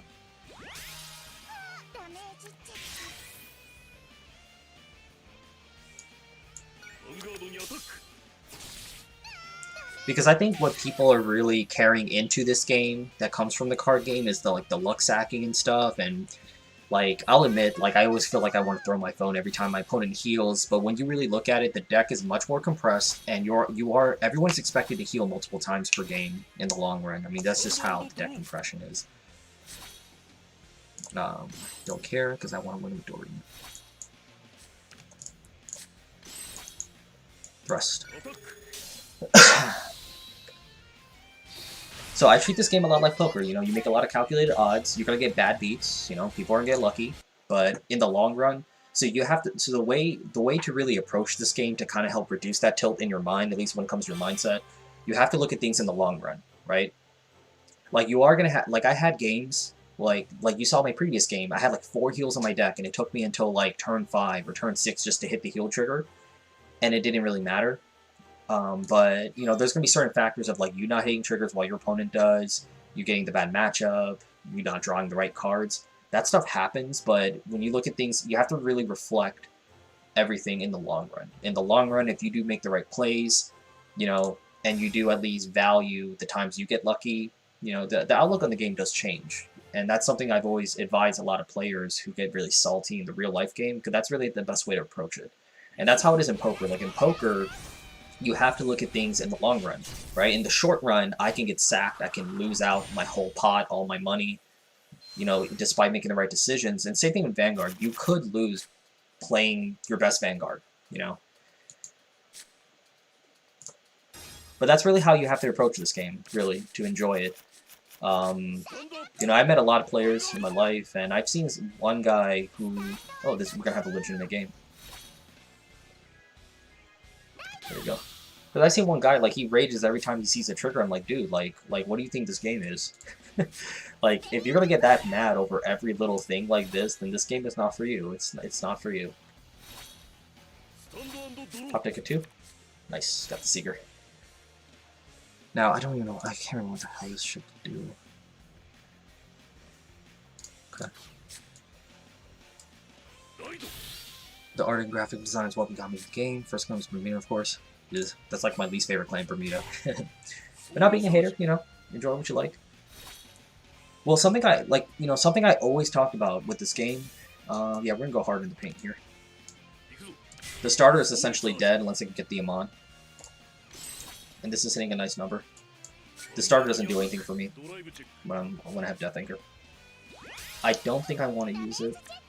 I'll probably use it though if he doesn't attack it. Yeah, like I said, like something this game always offers that gets me coming back to it is a few things. Like one, it's simplicity. There's enough simplicity to this game to where having good sound fundamentals can actually carry you a lot with this game. The aesthetics, I think there's a card art for everybody to enjoy.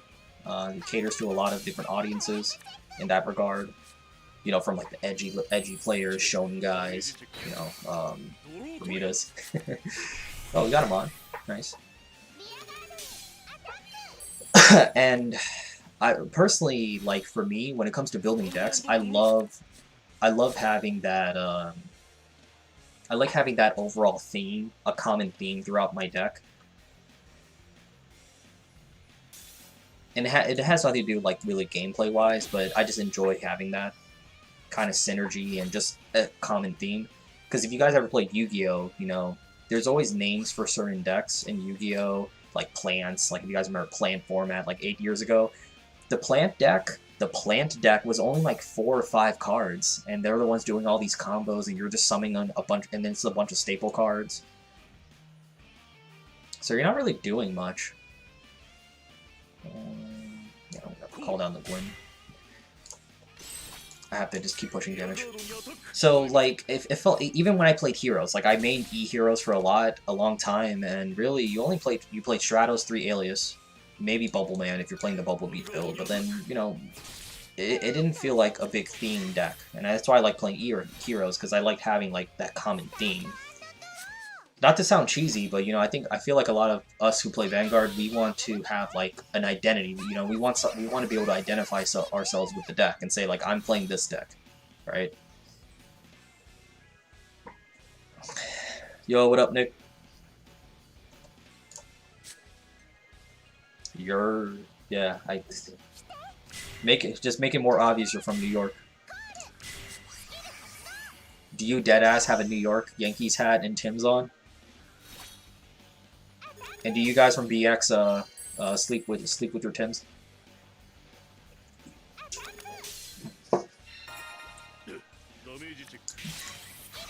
That's okay.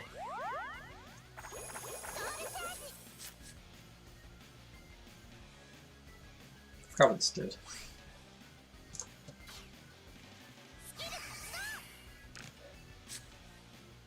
Girls Rock Rio.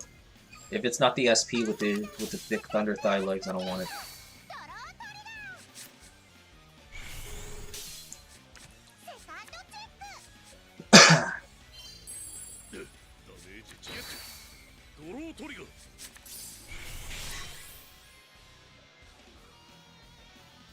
Yeah, man, like having that winning image, I mean, I know it's a little cheesy, but I know it's a little bit cheesy, but it's fun. It's fun when you have like that goal in your mind of what the deck does, and it's like it's cool trade, and you're kind of working towards that. And when you actually win, like doing that, it's fun. It's very satisfying.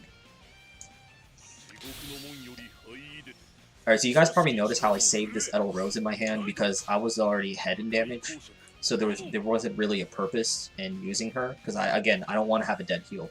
Because at least now, when I do it, I'm thinning out the deck. The deck has been thinned out a little bit. Actually, I sort of misplayed there. I probably should have played the Flurry first. So that was my bad on my part. Okay. I didn't... Because I could have soul charged the heal, so you gotta be careful about that. I don't care about using a Mon skill because it's not really doing much for me. Do-rags.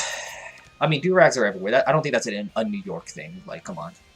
And here in the DMV, like in Virginia, Maryland, you know, people wear do-rags too. I think that's a generation thing. How are you liking Zero? I love Zero, man. I was a little discouraged with the game at first, but I gave it a chance, another chance, because I saw other people doing it. And I thought, okay, you know what? At the very least, this will be a nostalgic trip for me, because it is pretty cool that I can pretty much kind of go and relive everything that I've experienced in the past, but in a new way. And different cards are viable because of the nature of the game, so it's very refreshing. Yeah, of course, you're WinCon, like WinCon. No, but like you get to win in style, right?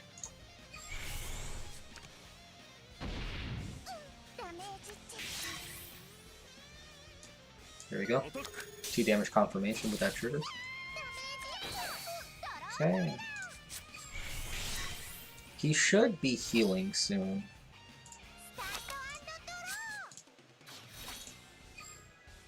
Unless he drew some heals. I expect him to heal at least once, but we're in a good position right now. How much soul do you have? 3. So that's the thing with Bermuda's right now, because the way Bermuda started, I mean, they soul charge a lot. They do a lot of drawing, so they usually will have like a ton of hand to guard with. But with the nature of this game, having cards in your hand doesn't really mean anything defensively. It's more just to dig for resources, dig for pieces for combo, and dig for Sentinels. But in the end, if you just don't have Sentinels in your hand, it doesn't mean shit. The minute you go to 5 damage, your Sentinels are pushed. I push some tempo to push out your Sentinels, then it's like it's done. So it's a little weird right now. And top auto Pacifica, like, she's a decent win con, but then this deck kind of was decking out also.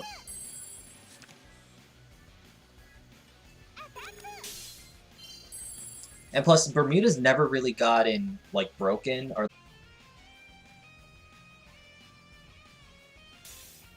This is annoying. I know, this is really annoying.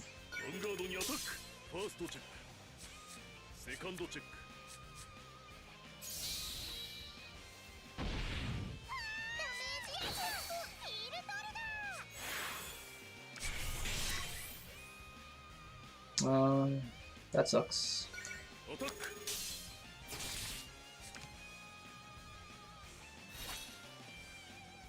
That's alright. Like I said, I expected him to heal. He had 4 heals in deck. So, that's okay. I really needed a Doreen the Thruster in that situation. That's why I played 4, obviously, because I just need to get that confirmation to play around the 6 damage heal, but it's all good. At least it tells us, despite having like 3 cards in hand, he doesn't have a Sentinel. So at this point, he has to top deck for it. And, I mean, we're still at 3 damage. I think we're safe for now. I'm afraid, though, him, like, hitting some gangster drive check with, like, double heal. If he hits, like, a double heal, then that'll set me back a little bit. Immensely. I do have the NLK, though, and we confirmed that he doesn't have a Sentinel. So it'll be very interesting. So at least if he puts me at 5, I have NLK to kind of help secure the win. So I remember watching Ancient Dragon back then. Glad to see her back. Master of Corgis. Corgis. Yeah, thanks so much, man, for stopping by again. Glad you're still around. Or glad glad you stuck around. No. I actually forgot I had Ancient Dragons. That was a fun deck. It was kind of short-lived for me because I didn't enjoy it as much, but it was cool for the short time. Yeah, the simplicity is fine, dude. Like, I don't know, like, it's a free mobile game, it's fun, that's really all there is to it. And I really like the nostalgia of this game, and I think this game is fun.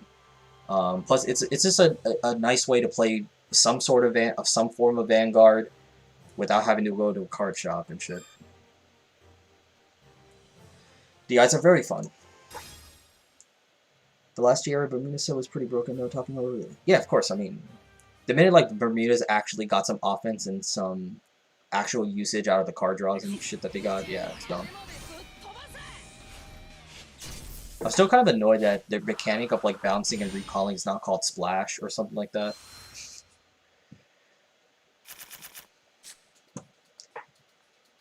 It's like awkward because I think DIs are fun. I think DIs are a lot of fun, but I think also at the same time, they're a little awkward to try and build right now. I can't say they're a really high competitive deck, I just enjoy playing them. And it's like, obviously I have the 4 NLKs, so I'm going to play them.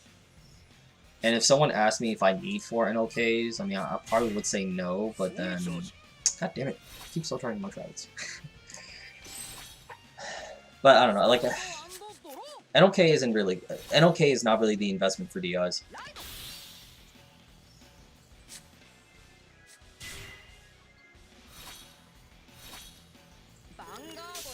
The fact is that at least like your 2 main like boss vanguards that you prefer to ride, NLK and Amon, they're 11k base, which being 11k right now is very important in this game. God, man, why is it every time I face risers? All the time, I swear to God, every time I face risers, I'm always scarce on March Rabbits. Like the one game against Tsukiyomi, you saw me I had like 4 perfect guards, but that's like the least needed time against OTT to have a bunch of Sentinels, but Tom just cancels all them out.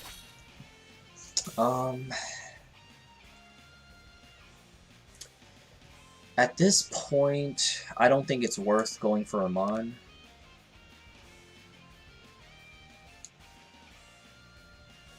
Yeah, honestly, I think at this point, I don't think it's worth going for it. Actually, I probably should have put the door in. And my hand size is really low.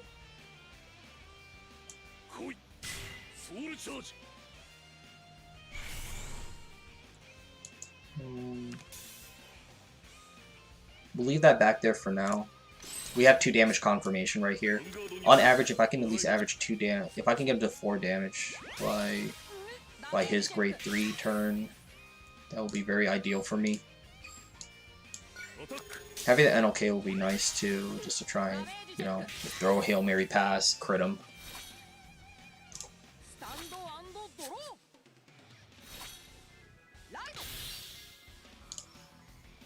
Let me just double check the chat here.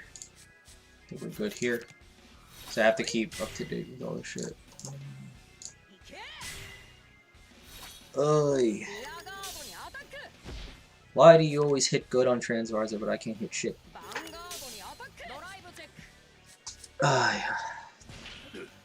Bilbomon.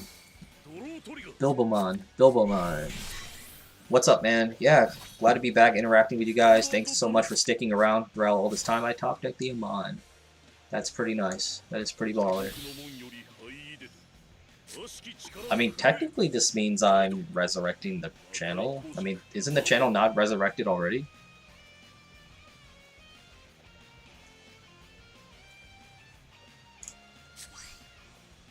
So we're gonna go ahead and use him on skill.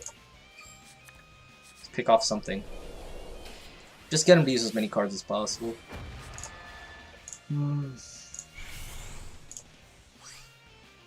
He'll ride, he'll hit here. For sure he'll have it.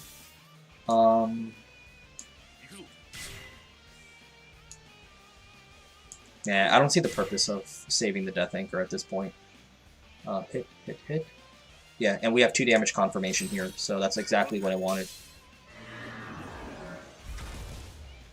No, you're not supposed to say get a healed on 6, because now I'm not going to get it, because you're wishing for it. You're not supposed to wish for the 6 damage. You're supposed to just let it happen. Okay, that's good. That's a good sign. See the Twin Blader. Yeah, Prism, that's the name of the archetype. He healed, but it's alright.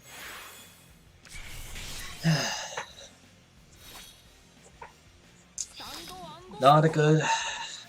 I have a front row of 11Ks. They can't intercept, but at least it's like, hopefully they get some staying power. Yes, finally! F you, Transriser. Stupid ass plus.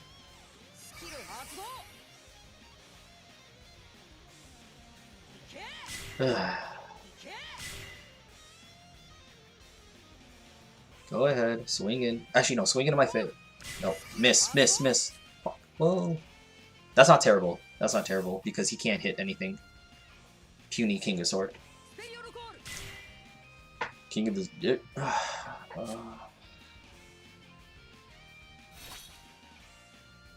Hit my face. Hit my face. No, don't stop being a good player.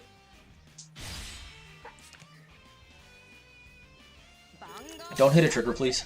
Don't reward him. No. Fuck. Oh, that goes my other rear guard.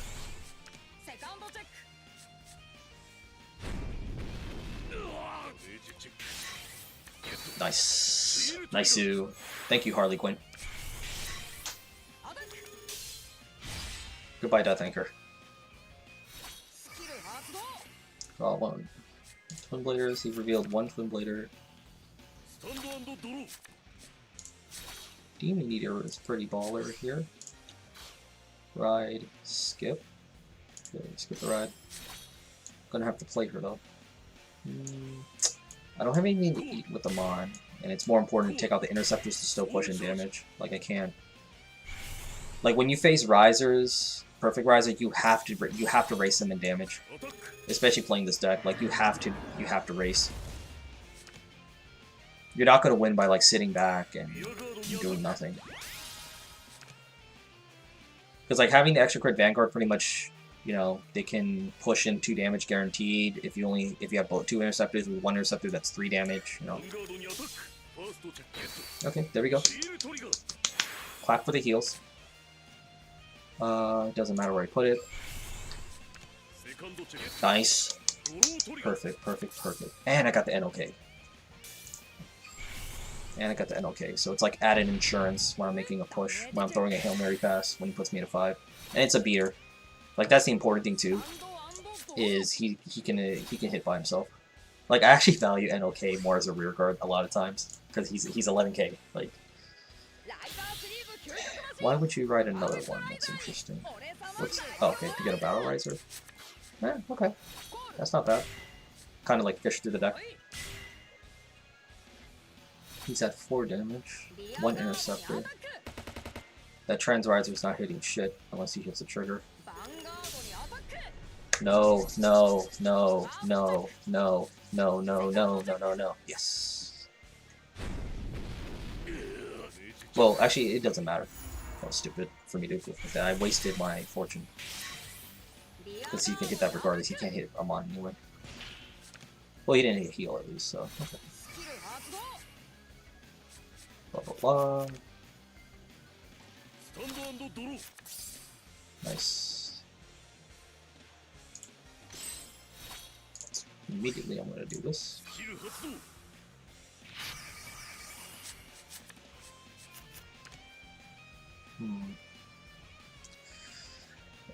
Now the thought right now is, do I save the NLK in my hand to try and just push with the crit, or do I use them as a beater?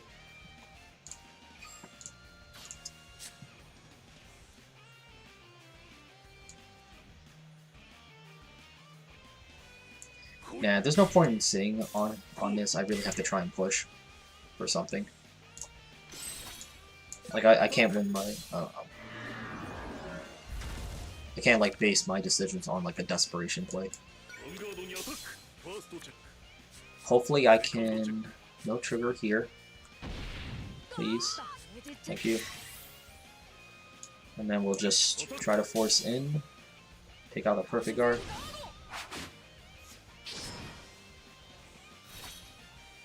Alright, so two Sentinels. No guarantee he has the last 2, of course. I could assume he has like maybe 1 more.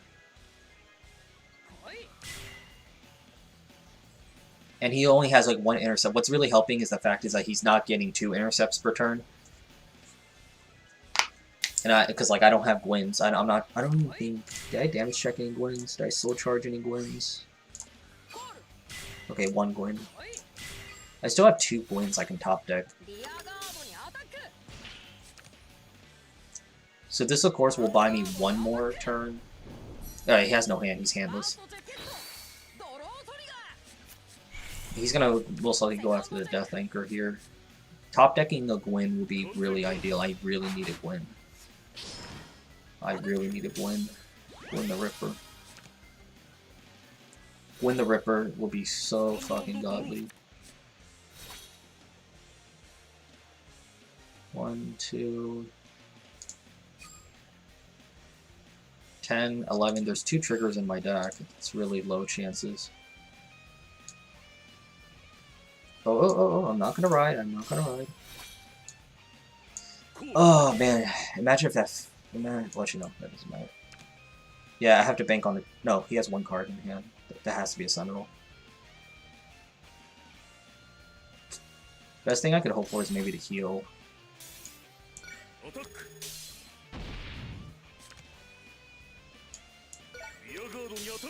Actually, I can't heal. Except 5. Alright. Doreen trigger. I got a trigger though, that's why I need it anyway. Even healing, if I was at 5 and I healed to 4, it doesn't mean shit because of Perfect Riser and I have no interceptors.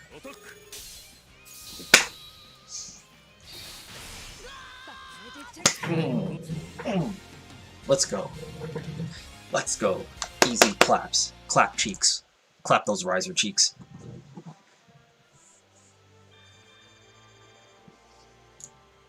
That was satisfying. That was definitely very satisfying.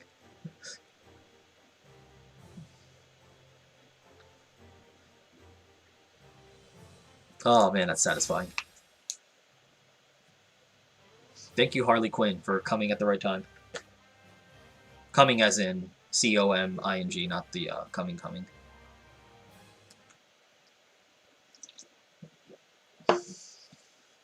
I'm telling you, man, Doreen answers to me. Let's have 2 VP farmers, please. I just want a Renko.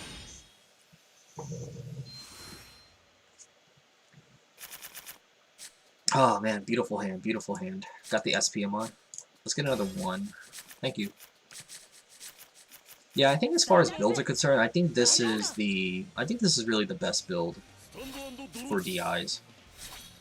I don't think there's any changes that I would do for this deck necessarily.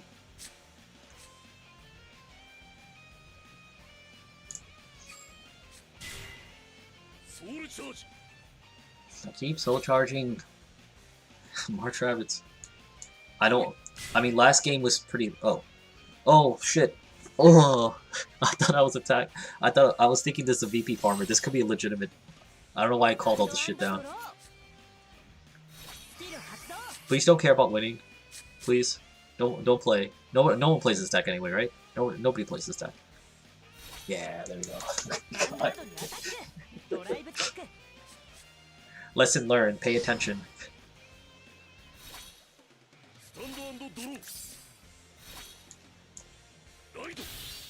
I just didn't want like that starter to get picked off because like that's an Amon target. That's Amon food. Right. Doreen beats. Have you guys noticed like every time I had a VP farmer, I usually had a Doreen.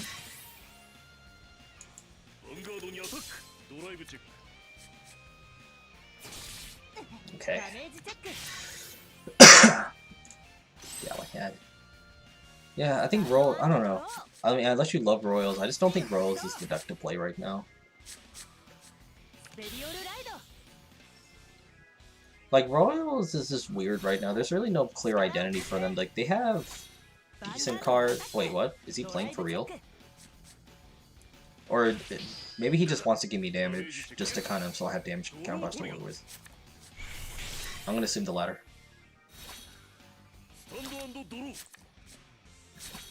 I'm actually gonna ride the Death Anchor here just to pump up the Doreens. Try to get some damage confirmation. Just in case he does want to legitimately play, I want to make sure he's in a position where he can't really come back from.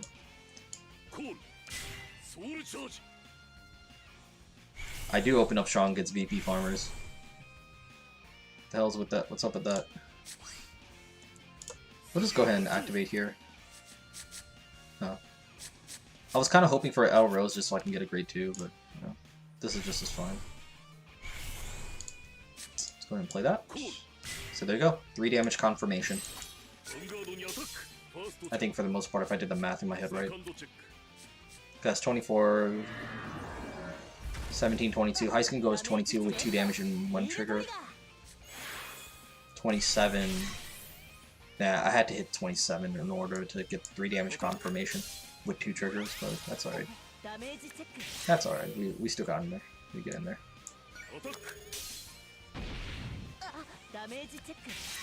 See, this is the type of field that gives me white dreams. Double Doreen. With a soul charge every turn. Pushing in. Pushing in and clapping cheeks. That's what we do.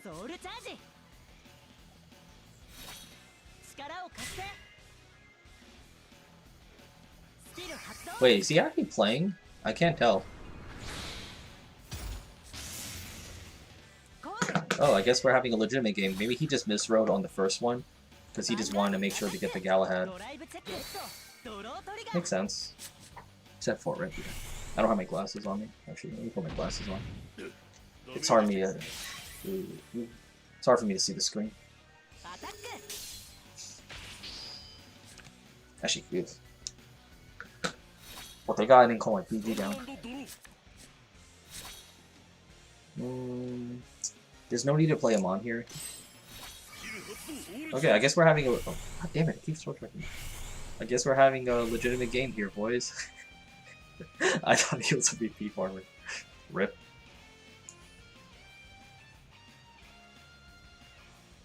Let's see.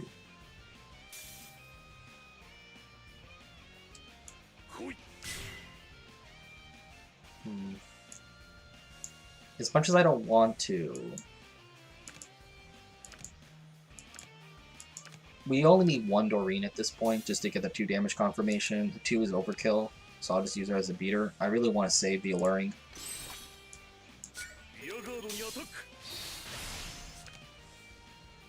I knew I should have been suspicious when he called down that snowball.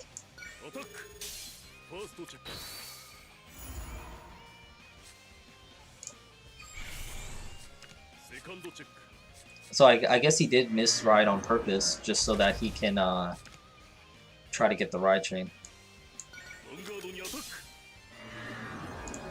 Fun heal reveal. Alright, stay at 5, please. Just stay at 5, please. I don't care if... Stay at 5 and don't call interceptors. I don't ask for much. That's not asking for much, right? Wait, he's gonna double Galahad. Oh wait, no, never mind. He's counterblast with blast plate. Ha! That'd be kind of hilarious though. He's staying by one. Oh, he plays stand triggers. Yeah, see, like, the great things are, like, all over the place. Like, Alfred early, I guess that's situational. Galahad is a ride chain. Garmworm. No, stop trying to play. Let me just... Stop trying to legitimately play. I want to just... Come on. I need the free win. I thought I was getting a free win, damn it. Fuck, stop healing.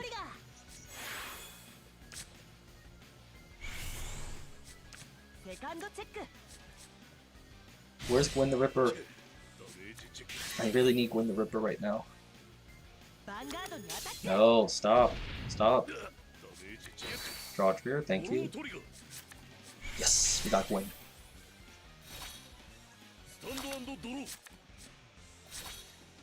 I'm not gonna write him off, we're gonna stick to the Death Anchor. We're gonna have his skill going. Now we're gonna play Gwen here. Take out, I don't really care, because both of them are dying. Now I do need to play this. Yeah, I do need to play this to get the 1 soul charge, so this can, so I can have the confirmation, the damage confirmation here. And nothing else yet. I think I should be safe. I can stop the Galahad. I don't think there's anything, there's really nothing scary he can put out that I care about, that is. No heal, please. 2 heals revealed. God damn it. I wanted to push out a Sentinel from his hand.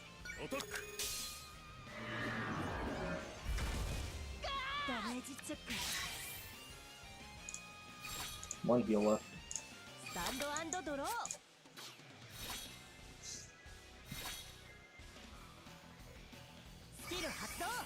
Yep.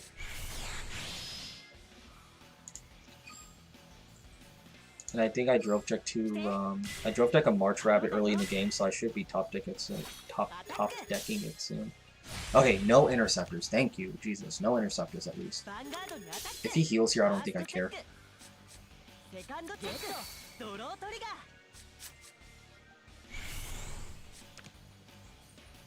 And I want him to push me to 5. He may not, because he's probably scared.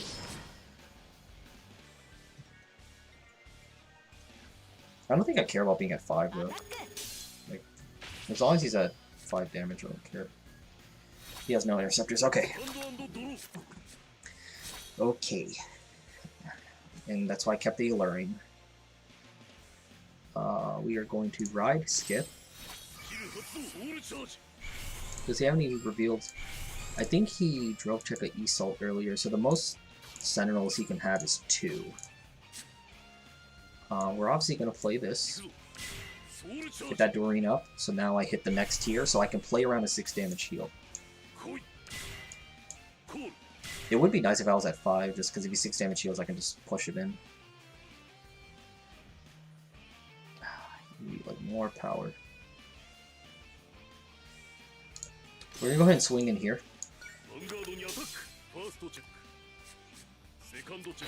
There we go.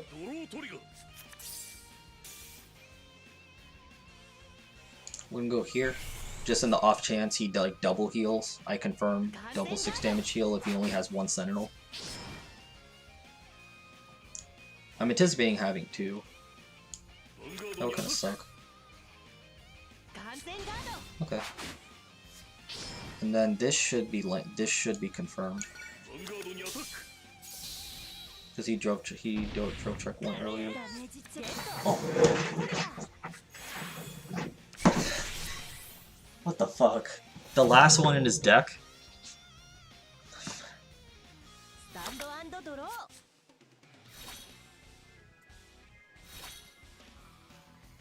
He was about like 1 out of 5, I remember. 1 out of 5 of hitting that. 20%. You asshole.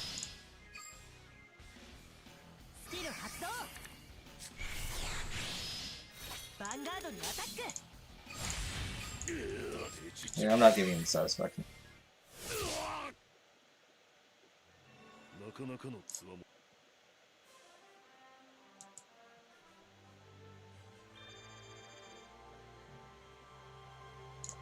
Yeah, it sucks.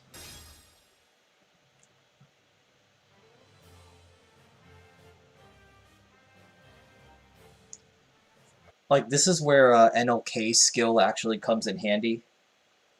That's actually where NLK skill comes in handy, because if I actually was at 5 damage, I just attack with both my rear guards in, bait out both Sentinels, and then I just... Because I know he only can have 2 Sentinels at max, and then I just go in with extra crit to play around 6 damage heal.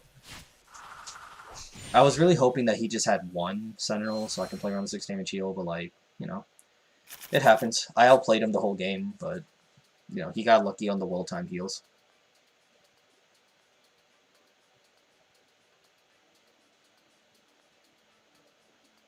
Yeah, I anticipated in my mind he had like, cause I lost track of that stack. He had maybe, I mean, it was the last heal in his deck, like 4 cards. At absolute best, he would have had, at the absolute best, he would have had a 50-50 chance, but there was still a low percentage of him hitting that. Biggest stream so far? Maybe. It's definitely the most interactive, I'll definitely say that. Definitely the most interactive stream. But hey, you know, it's part of the game. When I used to play poker, like for actual money, like I lost like 10% odds and shit. Going all in, making the right plays. And it's an example, like I said, sometimes, you know, sometimes you can lose playing your best Vanguard. It happens.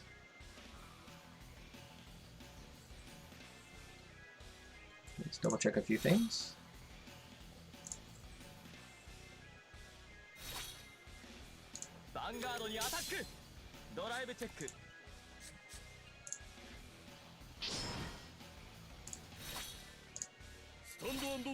VP Farmer, clap for VP Farmers, clap for VP Farmers. You have to make sure to clap along with me when we get a VP Farmer so that it can inspire the next opponent to be a VP Farmer. That was funny though, because like I was actually gonna call down a Marsh Rabbit like in the last game early on, because I was like, okay, yeah, it's a VP Farmer.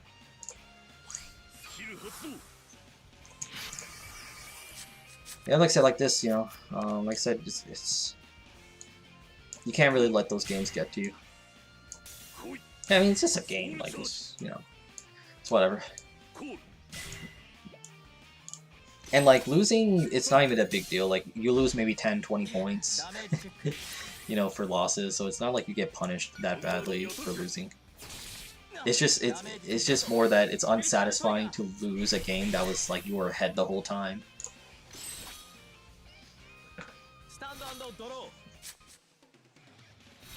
How many viewers we have? 23 viewers. This is the biggest stream I've had so far. Pretty happy about that. Man, I kind of regret drinking that Monster now. It's like I'm going to be awake. I'm actually on call for work tomorrow, so technically it's like my day off, but if someone calls out, I have to go into work. I still get paid, though. It's just I get like a premium pay if I go into work, though. Which is nice.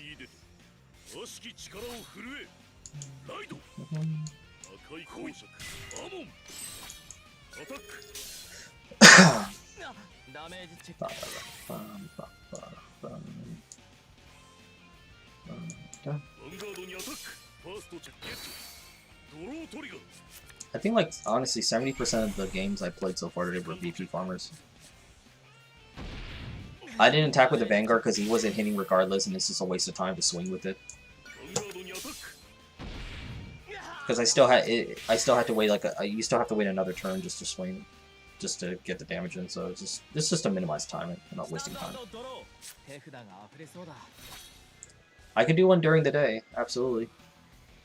And like I said, the pack openings, I really want to try and promote my Twitter, and I need to make a Facebook page because I need people to follow me so that whenever I'm streaming, you guys get a notification. You follow me on Twitch because I'm on Twitch. Right now, because I don't want to stream on Twitch right now, because I need to first upgrade my internet. I need to upgrade my internet and get better equipment, because I don't want to leave a bad impression on the Twitch audience right now. Which is why I'm streaming on here mainly, because I'm sure you guys are willing to forgive me a little bit for the lower quality. Because I really want to interact with my longtime subscribers first.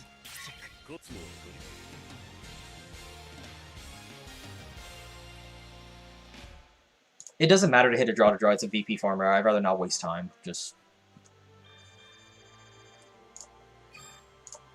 like, I don't care about drawing, it's VP farmer. Like, whatever I have on board is not going to change. Yeah, I'll probably try and stream, at least make it early so I'm not staying up so late. The last stream, I barely was talking a lot because I was really tired and I was feeling really tired, so I didn't want to. I really didn't have much to say, so. I know as far as my scheduling for streaming, I'm not gonna. I know as far as scheduling for streaming, it's gonna be a little tight. Because right now it's like the last week of my one class I'm taking, and I'll draw the Dorian later. Stand up, Vanguard. Don't be a VP farmer. Let's actually have a good fun game. Hopefully. Sorry, I was focused. So, as far as my schedule is concerned, because I'm gonna be doubling up on my classes for the summer, and I have some other studying for certifications, so I'm probably not gonna be able to stream like during the weekday, because like I'm probably gonna dedicate the weekdays just for studying, getting my classes done, my work done, so that the weekends I can stream. I just have a lot of time right now to do it. But like I said, once I build up the followers and everything, I want to, like, kind of schedule my streams ahead of time during the month and release that to you guys so you guys know. Because I definitely don't want you guys to, like, miss out some exciting things I may plan on doing. So like I said, follow my Twitter, follow my Twitch, follow my... I'm going to be everywhere. Let's see. I'm going to be first to Amon. There's no reason to try and rush on damage. Nice. Clap for heals. Clap for heals. Yeah, oh, sorry, missed on the chat. Thanks for the ad, Nicholas Wong, on the friend. Right now, tonight at least, and maybe tomorrow, I just want to focus on ranking up. I just want to see how far I can really rank up right now.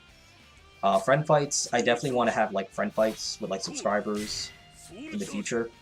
But I want to have, like, a dedicated stream for that, you know.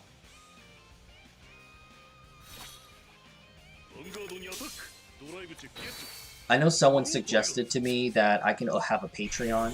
Like, I can have a Patreon, and then, people can support me monthly for my content. And I guess depending on the tiers in the Patreon, you can have, like, a private stream with friend fights, but I don't really want to do that right now. I'm not really interested in that. Because, like I said, I'm doing this for my enjoyment, and I like interacting with you guys. And when I do Twitch stream, I will be open for donations, but, any donations is welcome, but it's not needed. Someone just suggested that to me, but I'd rather people use their money for, like, to support their other hobbies. I think I called the During a little too early, but it's a little too late now.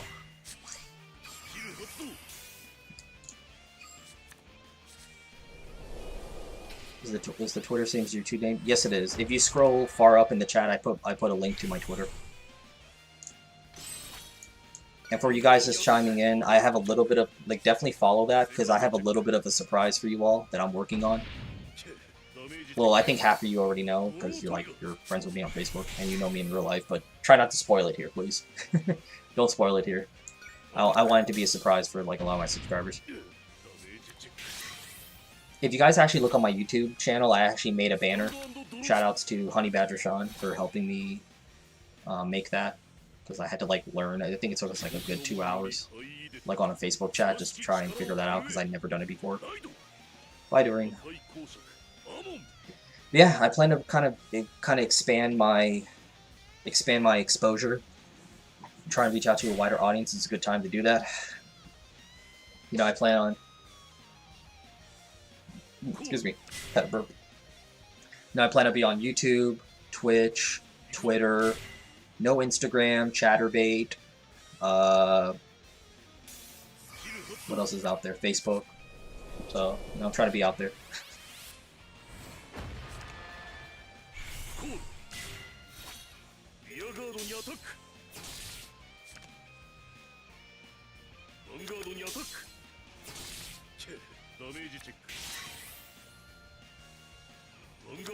Aqualite upgraded. March Rabbit. Yeesh.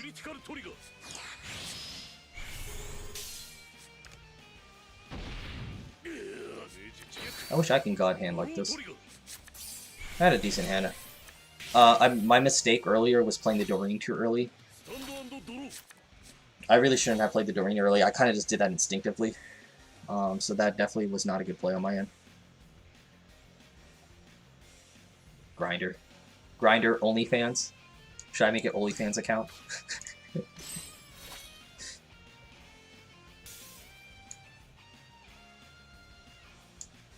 see. Yeah, we gotta get rid of the Doreen. Well, both are equally annoying. Thanks to Fate.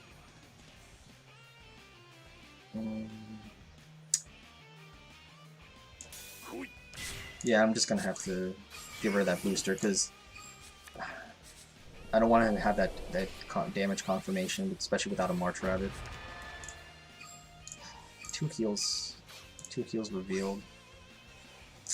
Don't think we're gonna win this game unless I get a little lucky here.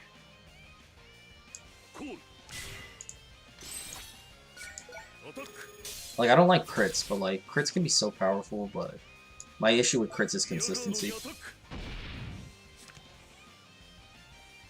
But I have remotely thought about just adding crits, splashing crits in this deck. March Rabbit, please. Nope. Well, he's at 4, so it can be awkward. Dead heals again. It can be awkward for him if he does not have a March Rabbit. He drove check 1 earlier. None revealed, though. He did call out like his entire hand, so we don't even know if he's like conserving one or not. Depending on how he approaches this turn on an empty board with 4 cards will kind of tell us. Reveal to us. I would think that like if he keeps 1 card in hand and just without hesitation calls out a board and swings, like he has the March Rabbit. But then again, I don't think he thinks I have an okay, but I don't know. I'm behind, so I'm going to have to throw a Hail Mary pass here.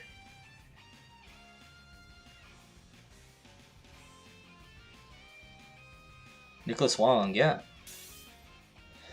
I think, as I discussed with a lot of peers, Vanguard 0 really brought back a lot of OG players, a lot of OG content makers, like like myself, and it's a cool thing. It's honestly, I think it's a really cool thing. I don't like that draw trigger.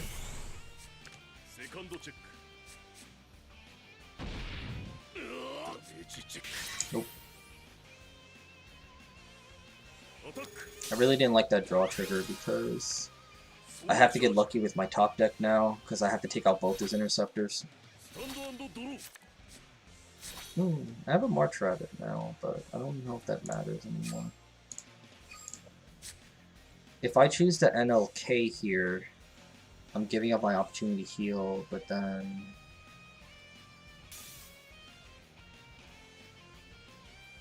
Even if I heal...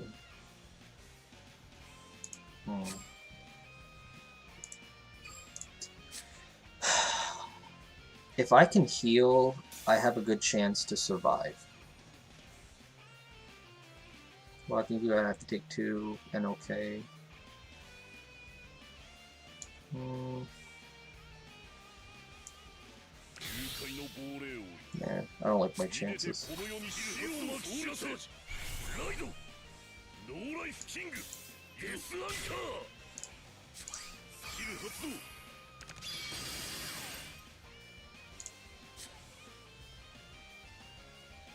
Yep, later, Dave. It is getting pretty late too. I was not actually expecting to stream today, but then I was like, fuck it, I'll just stream. Fuck it, we'll just go for the Hail Mary. We're like losing this game anyway.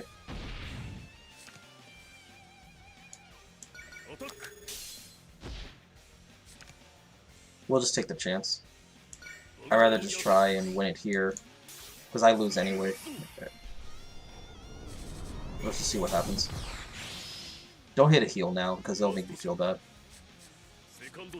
Good. See? Haha. Ooh. Ah. That's fine. Hail Mary. Ah.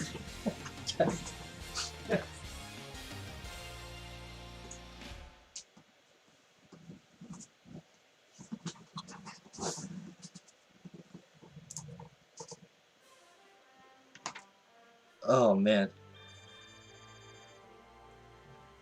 Satisfying. Oh man, I love it when Hail Mary passes work. Oh, that was satisfying.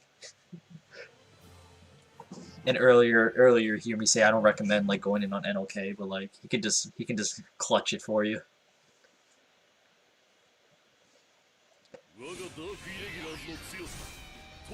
Like I was supposed to win. I mean, you can say YOLO play, but like, if you hear me like weighing the risks, because the reason I wouldn't NLK is because I'm trying to hit a heal trigger to maybe have a chance at surviving, but then in the end I still have to NLK, and then I have to bank that he doesn't have a Sentinel. So it's better to do it right then and there, and then just move on to the next game if it does. If I was not successful.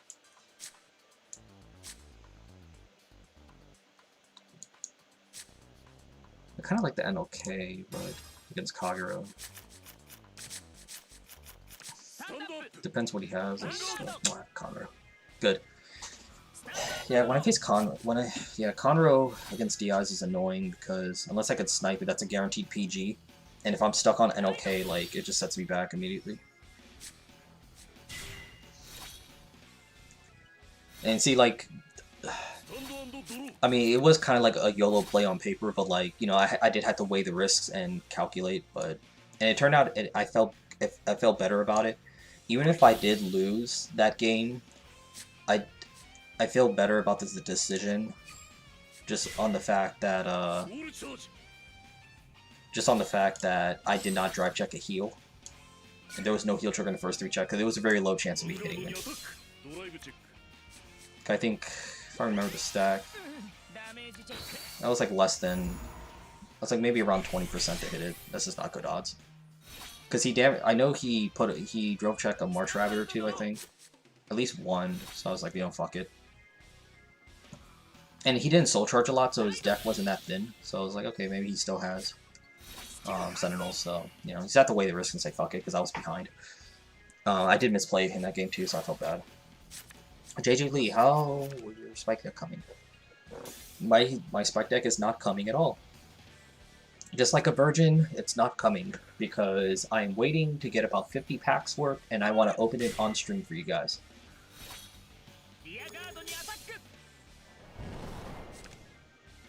Pale Moon is not very good right now. Pale Moon is fun, but it's not good.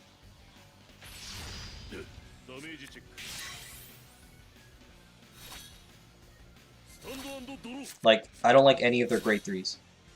Like, even in real life, Pale Moon honestly sucked. Pale Moon sucked in set 3 in real life, like, when they first came out. They were okay, like, they were just gimmicky, and they had some fun stuff, I guess you can do, but, like, it wasn't good. Until, like, set 7 at the time, when Luke VA came out, and they actually had, like, an actual grade 3 that could give you plays, but even then, it was still okay. It took until, like, set 15, when they got Luke VA reverse, you know, to actually make plays. Or, was it set 15? I don't remember.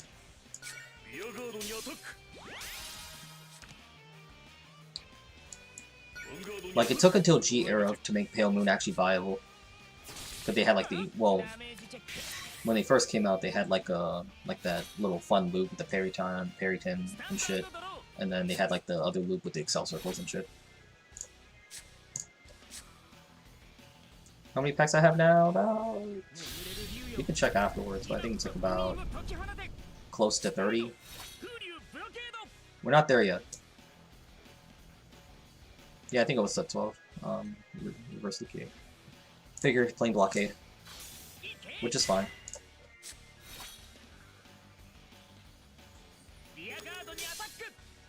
It's very important. Like, this is why Amon's very important against Kagura, like good stuff Kagura with blockade, because a 10k against an 11k is obviously not favorable for him, and you want to be able to have access to taking out his boosters.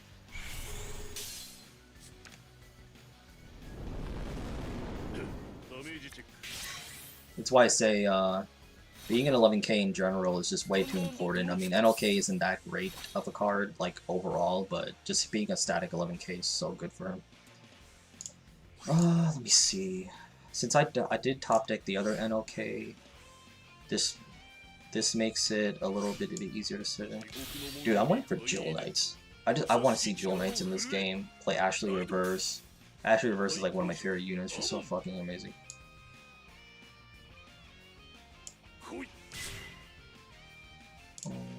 We don't need to rush too much.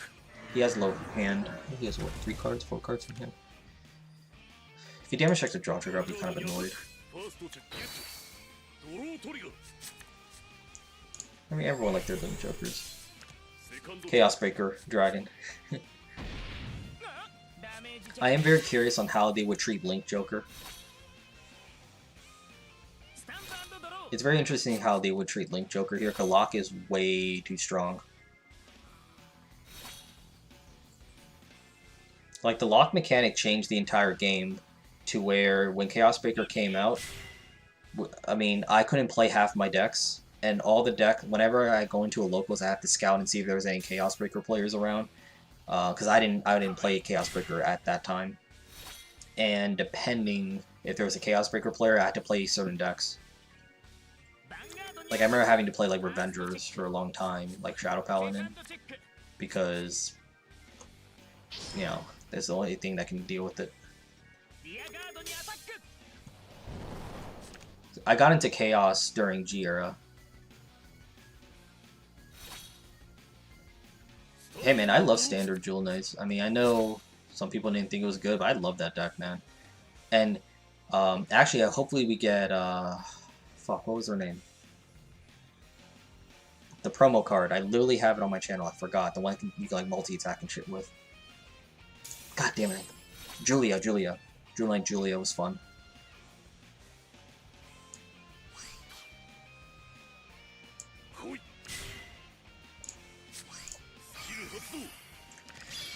Excuse me.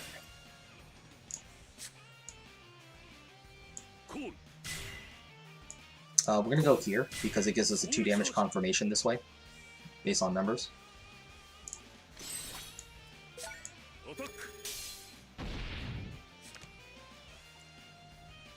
It's gonna be a really heavy cost for lock, yeah.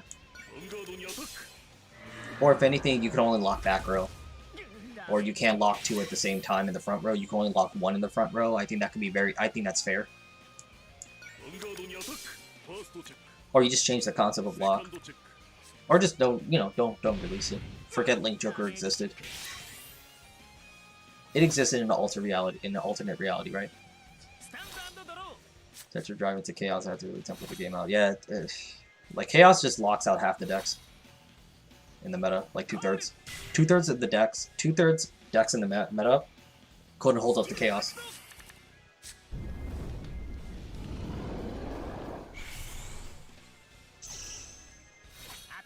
How do I feel about DIs in Zero? Well, how do I feel about DIs in Zero? Well, I love DIs. They're fun to play. If anything, chat, go ahead. I mean, tell what is a hero, you know, how DIs has been faring. Because I've been playing DIs almost every stream, and I love it. It's fun. They are a little bit tricky to play, as far as, you know, to be successful with them. You have to have very sound fundamentals, but I treat DIs as a control deck that can hit numbers. And you have 11k booties. Block was a mistake. Yeah, really. You can't hit me. Pass your turn. You have a dead Goku there. Nice. That's actually a decent top deck. Skip ride.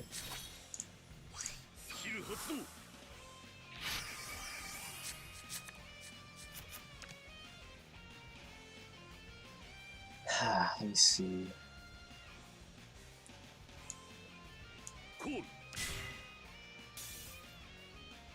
I don't think there's a purpose in calling the Gwyn here to try and turbo out. What's this trigger? Nah. Chances are that's going to be a heal. Or chances are he's going to hit a trigger on the 5th. But I still have 2 damage confirmation because of my center column. So I can at least bait out 1 perfect guard this turn. Oh, okay. He didn't hit it. So that's 1 perfect guard out. So I can get rid of that bar from this deck. Draw trigger, please. Yeah, I'll get it later. Do you think they will make the skills a liberator? What do you think? Make better skills? Anything that will better rolling and classes? I wish I feel like this cost 2 pounds. To be honest, I'm not sure. I mean, I think because like in the early days before Limit Break, or not before Limit Break, before Break Rides, like in the first, like within the first like 3 sets of the original Vanguard, given it was like the first set, the game just started, there's definitely, they were able to go back and kind of fix what original skills should have been. Like Mega Blast is a little cheaper, which is better, so it's more consistent and actually viable. Like Captain Night Miss actually works, his power boost is on the rear guard circle, which that's what it should have been. So they kind of made some adjustments and fixes to what things should have been, which is good. That was a mistake. We should just took out the interceptor and just swing in, but whatever. But like Break Ride is when we started getting a little bit more synergy with everything. There's more plays. 1 heal left. Oh.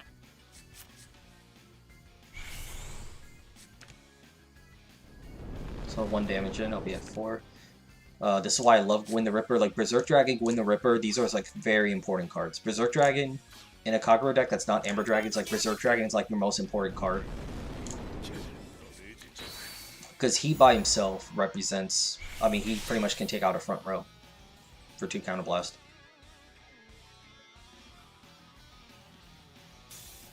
Which deck are you looking forward to play on Zero? Just about every deck? No.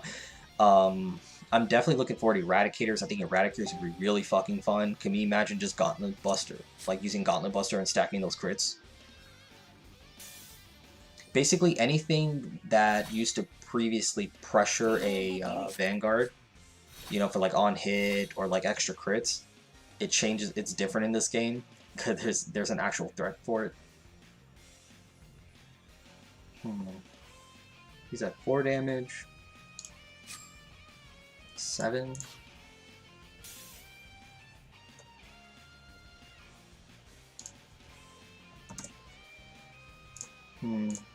Sorry, I was messaging you on the phone. I'm at 4. Okay, for sure we're gonna put Gwyn.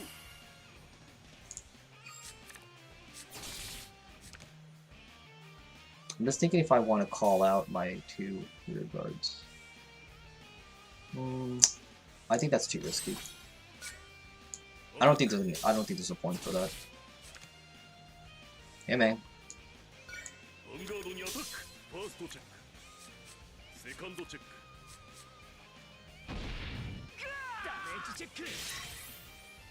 I maybe should have pushed for game. I just forgot in my mind I blockade stops my Gwyn from intercepting, but I haven't been hitting triggers though. I think there's a good chance that I'll hit a 5th here. Plus, I mean, he can't hit my Vanguard, like he has to boost and shit. I'd rather just try and put him at 5 and then force him.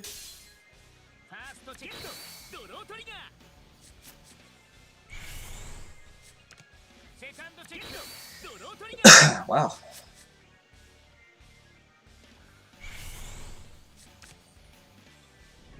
Going to 5. I actually hope I can damage check a draw trigger. That'll be really baller right now. Just give me more fodder for Ramon and push with Dorian. Nope. That would have been a good top deck. Gwyn the Ripper. I could top deck Gwyn the Ripper. That would be really good. 6 damage heal. I'd skip. Decent top deck though. No, excuse me. Now, what are our chances of healing? I just reset the deck though, so there's still a low chance of healing. I just don't want to get 6 damage shield again. For sure that's going there.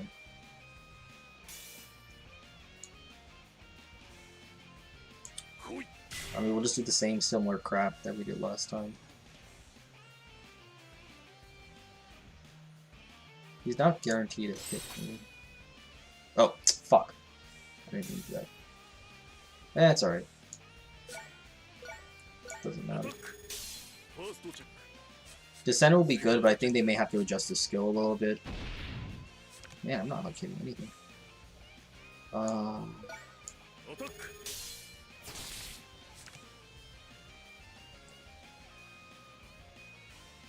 What are the other Break Ride decks I really liked?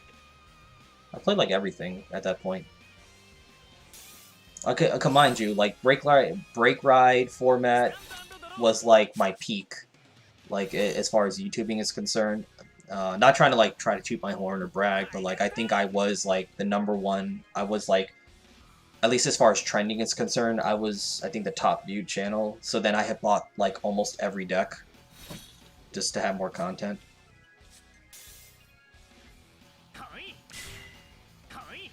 Oh wow, he had 2 PGs, so... Yeah, I think we lost this one.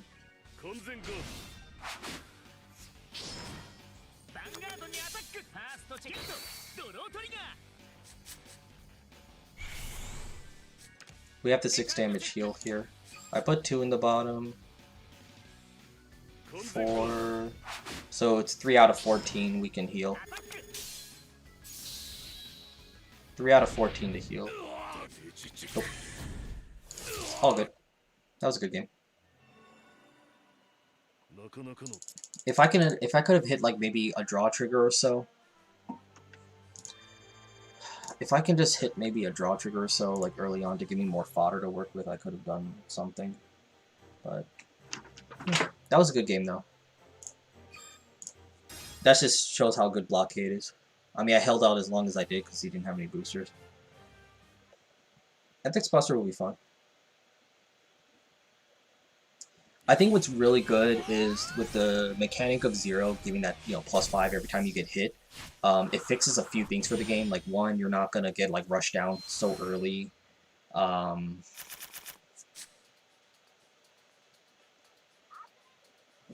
And the fact is you do not have to guard. Actually, I like this hand.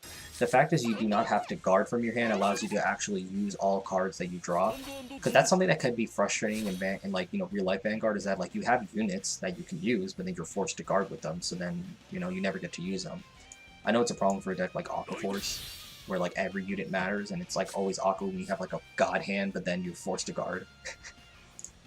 So that's another thing I like with 0, is that like you're more of like kind of preparing for the next turn, and then you get to actually use your cards. So it at least takes away that one, you know, excuse of losing, of like, well, I have to use such and such to guard, which was a key card. Because that's really what gets frustrating with Vanguard sometimes, is that like your opponent can get lucky early, like they'll just god hand early, you know, push out so much damage, and then you're just forced to guard with cards that you need.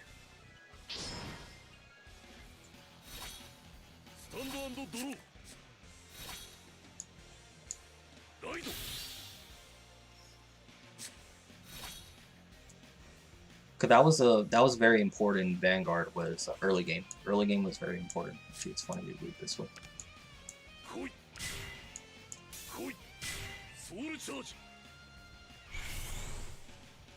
Yeah, so Break Ride will be fun though. Break Ride's really fun.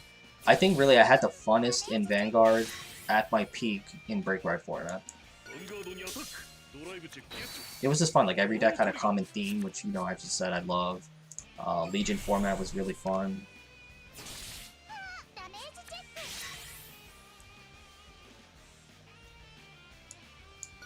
Have I faced any cheaters yet in rank? Nope, not at all. Everyone here who's been here from the beginning of the stream can attest to that.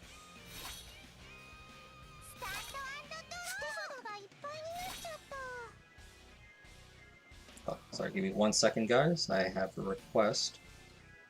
If you guys play Arc Knights, I play Arc Knights, and someone just wants one of my units in support. I will gladly support my friend. Here we go. I play like 5 mobile games. Too many.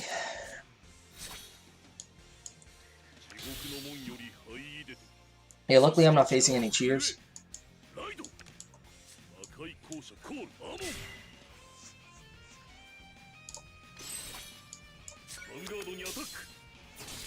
I'm facing a lot of VP farmers.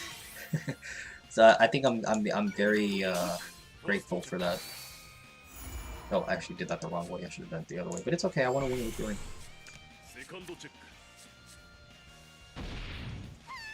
I mean, Bushiro did put a hard warning on that to people, so we'll see how that holds up. Like I was kind of aware there was a cheating thing. I figured if I run into a cheater a few times, I probably would just you know, stop playing rank for a little bit.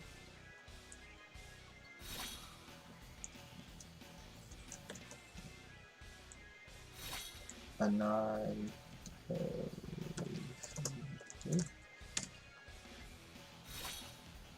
I was chatting with someone. Arc Knight questions.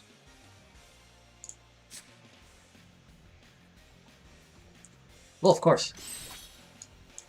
I had like a little discussion on someone else's stream because he brought it up of like because you know it's what I said earlier. Like in case you guys weren't around when I was talking about it, it's like there are people literally out there complaining about VP farmers. Like it's funny. Like there's people out there complaining that VP farmers exist, and it's like they're annoyed by that for some reason. And there's other people complaining that the VP farmers who have heals and sentinels in their deck. I'm like, what the fuck? How about stop bitching and take the free win?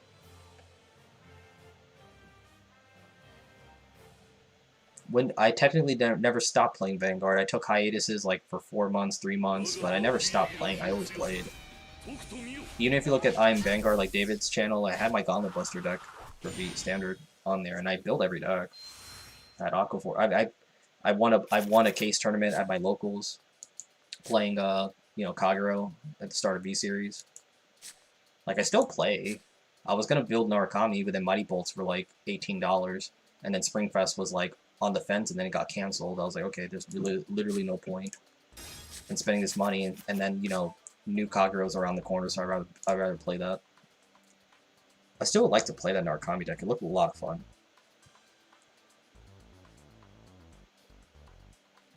Like I still play. Like I had DIs. I went to spring. I go to every spring.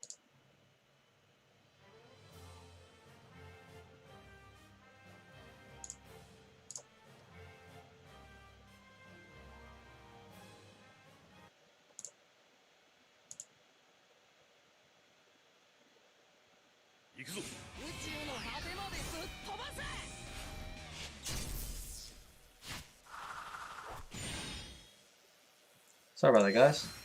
Apparently I became a VP farmer for someone. Internet. Oh god, I can't wait to get this internet down. Well, then again, we're facing risers most likely, so I'm pretty sure I'm not going to win that anyway. So, whatever. Yeah, but like, I've been attending Springfest. I've been attending tournaments. I went X1 at the last team Springfest I went to. I was playing Narukami. Like, I was playing Narukami for a long time. Because it was a really good deck.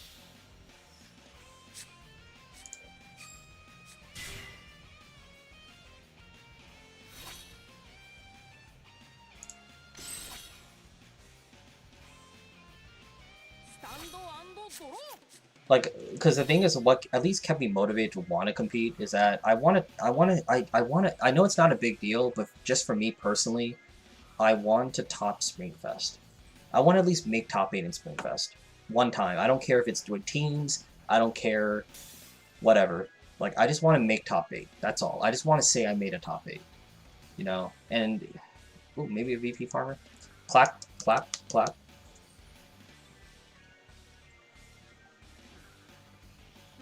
Of course I have 4 Dios. Who do you think I am? No, I'm kidding. Yeah, I win. I win in hard in the paint for Dios. I wailed in the beginning of this game to catch up with everything and get all the cards.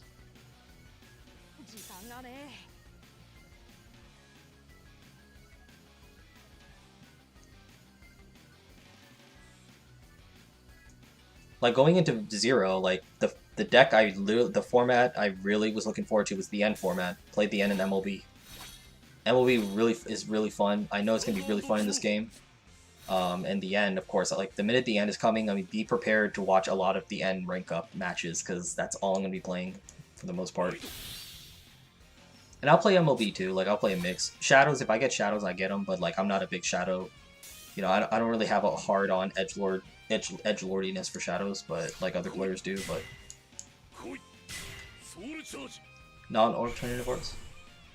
Non-alternative arts. Yeah, like OG. If that's what you're asking. I'm not sure which one you're talking about. You have to be more specific, please.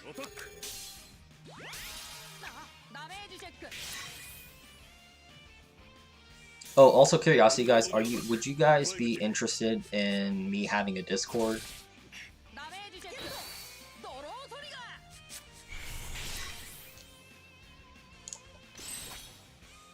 I'll probably do that like later. I just want to build a following first.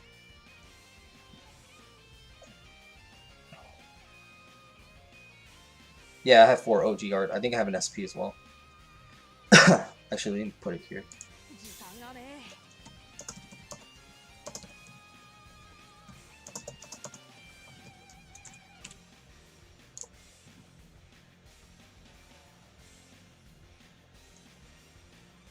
Opponent has been disconnected. 3 wins. Probably went to go poop or something. No, just give me the rank. I think Discord would be fun.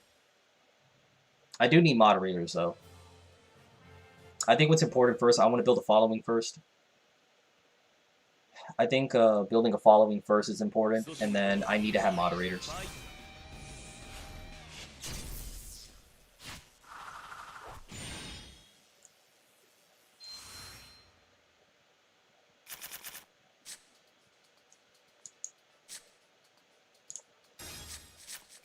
It's a good hand. That's what I like about Edel Rose is that she's another grade 2 I can try and mull into. Yeah, VP farmers clap. Everyone has to clap for VP farming. Because I feel like clapping and applauding when we get the VP farmers is giving us good luck, so we gotta, you know, we gotta applaud it. Hopefully you guys are clapping with me. Clap your hands if you believe.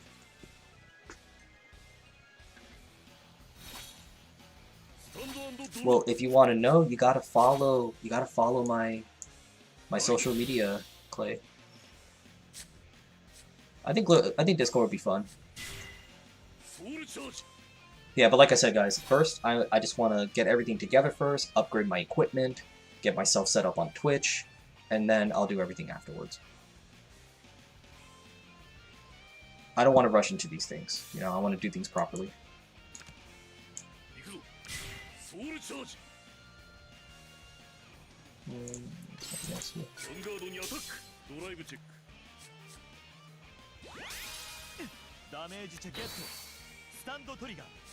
But I really look forward to doing the Twitch thing, you know? It's fun. I tried it, but then the Twitch like crapped out, so my internet sucked. So that gave me a bad impression.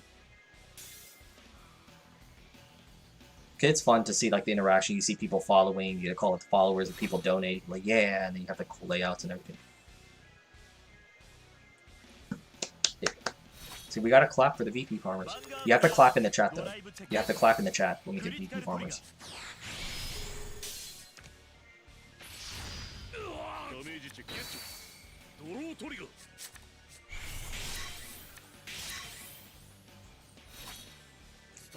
VP farming.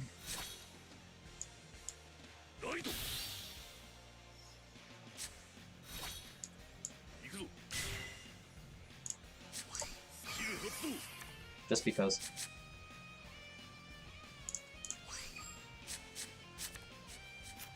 Just because.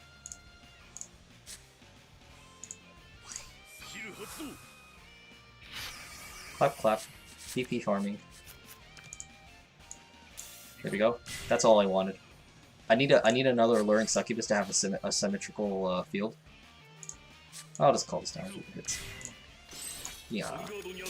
Clap clap. Clap clap. Yeah. He didn't hit a trigger because I have an SP here on board. Confirm. 3 damage confirm. Blah, blah, blah, blah. Hello, Wesley.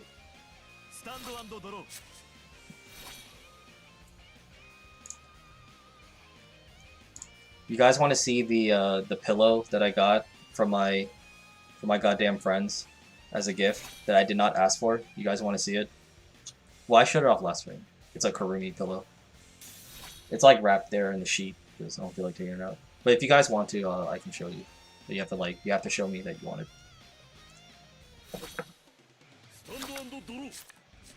No, I don't have a Doreen. I want to win with Doreen. I'll win with the SP though. Actually, can I even do that? Well, he'll put the damage in.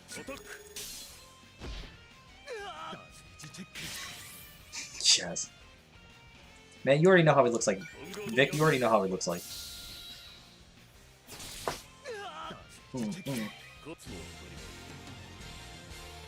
Furumi Tokisaki. Hey, you have to capitalize her name. Capitalization is important. Alright, finally you're ranked up. Wait, did I rank up? What rank was I? I don't remember. Rank up.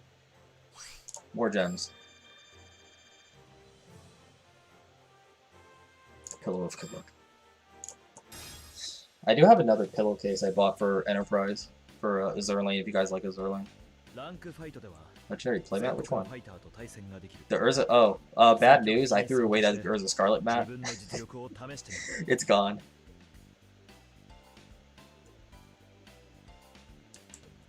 No, Jeremiah. Okay, that's all caps. You can't do all caps. If you yell out her name, she's gonna sneak into your room and eat you for resources.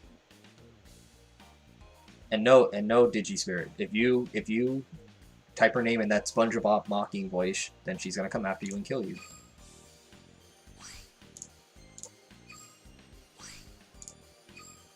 You have to say her name with respect.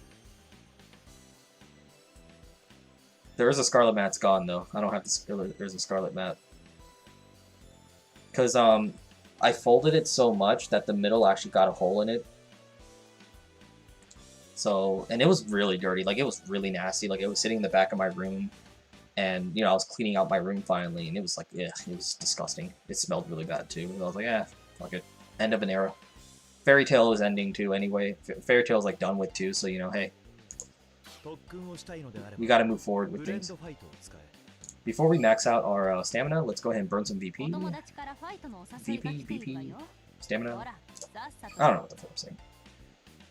I still got the Karumi mat, I think, but, actually, let me show you guys my new mat. Well, it's not really new, I think it's 5 years. You guys probably saw it in, like, latest deck profiles, but, like, this is my woman, Skaha. So this is my mat.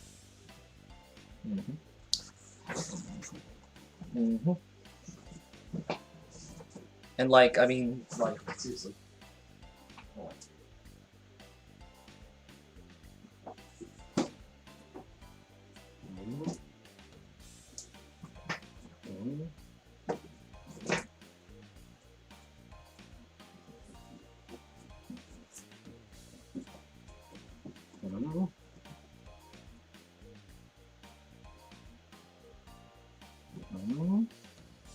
Figure.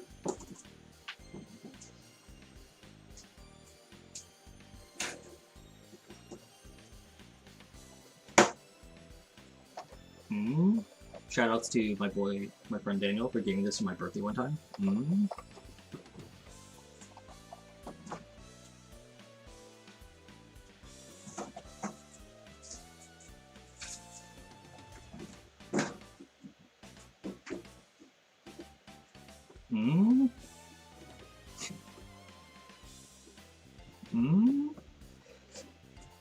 Yeah, I wonder who my #1 waifu character is.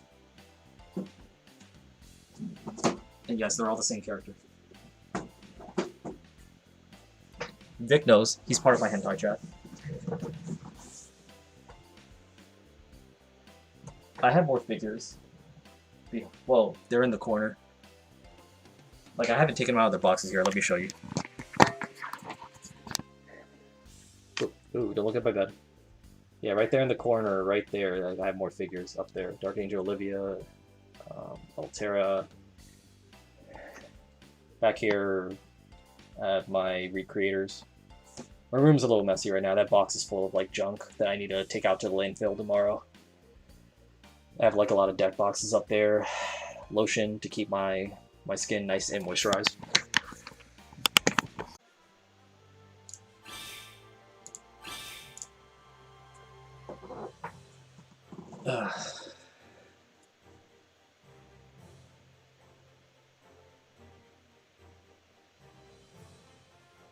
There we go.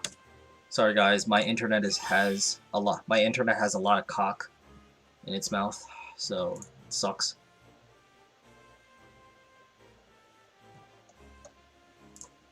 All right. Yeah, I have a lot of shit, a lot of doodads and whatnot. But yeah, that's my bae. That's my woman.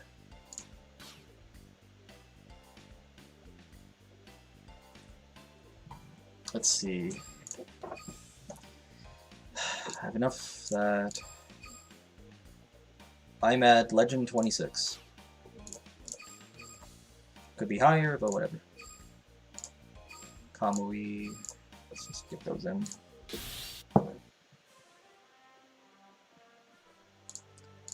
Grind, grind. Grind, grind. Pay no mind.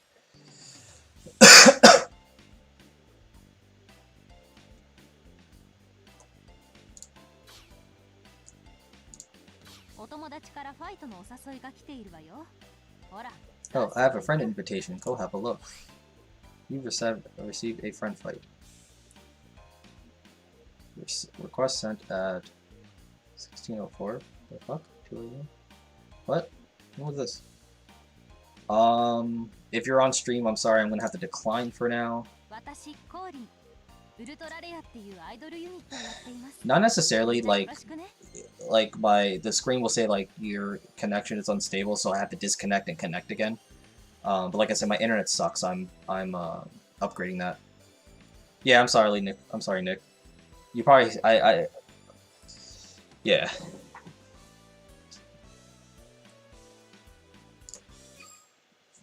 Too many things going on, but I will have Nicholas Wong. I'll keep your name in mind so that when I eventually have like a subscribers chat, I'll make sure you're prioritized in a match. I'll make sure. How about this? I'll make sure you are the first person I play whenever I have a subscribers match.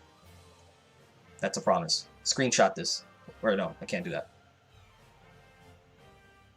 Here, I'll do this. Nicholas Wong will be first in a subscribers match stream. Oh, throwing points. There you go, Nick. Feel free to screenshot that if you want and save it in case I forget. That way, when I have that, you can like message me and say, "Hey, remember you said this as a promise?" It's like, okay, I'll keep my promise. So just use that as a screenshot as proof, in case I think you're lying. But I usually give people benefit of the doubt unless you're asking me for something weird. Like you ask me for nudes or something, I'm like, I'm pretty sure I don't promise nudes to anybody. Oh, I have more monster here. Oh my god, I'm fucked if I get called into work. I don't give a shit.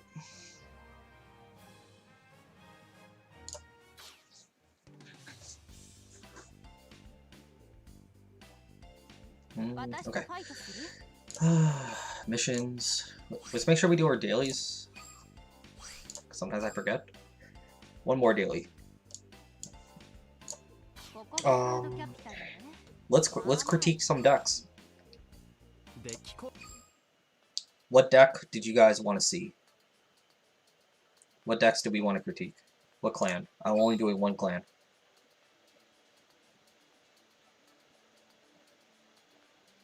Only one, so we'll review one. Because I need it for the daily. I'll wait for you guys. Oop. Angel Feather doesn't exist. Yet. Like from clans that are out. D-I? D-L. D-I. Why should I put a period? Alright, Dark Irregulars, fine.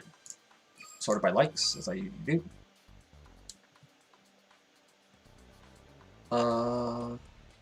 Actually, you know what? I did Dark Irregulars last time. Let's do Spike Brothers. Let's see what people are coming up with, even though it kind of built itself.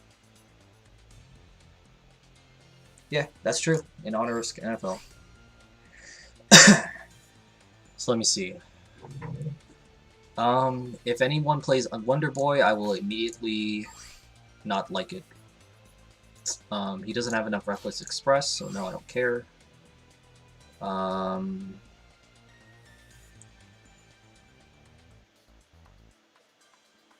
Not a bad build, actually.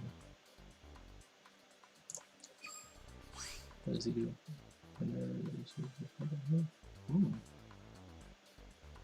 Oh, I thought he was just a static +3. I guess he stacks. This is decent. I do like Dudley Dan. He's literally what gives Spike Brothers like enabled plays that you can control rather than relying on safe read. If anything, safe read is nice to try to maybe try to build a field. Like if you don't have any boosters, you know, you don't necessarily have to use it as like an extra attack. You can just use it as, okay, well, I have a free card and have an attacker guarantee next turn. Because it makes it too, like, if you can check a safe read, it'll make you more inclined to use like Bracky and Juggernaut if they're on the board. But let's see, True deck. Man, that's an OP deck. Rushing Crush. What is this? Nope. Not a good build. Only one triple are sad. Sorry, you don't get a pity. You do not get a pity like. It's good. 9 draws. Only 3 Devil Summoner. Nope, it has Wonder Boy. There's no point. I don't see. I mean, unless you just want a defensive first ride and you want to hit like 21 in the middle with your safe rate. Yeah, safe rate is 10k base. I don't know why people were telling me he was 11k.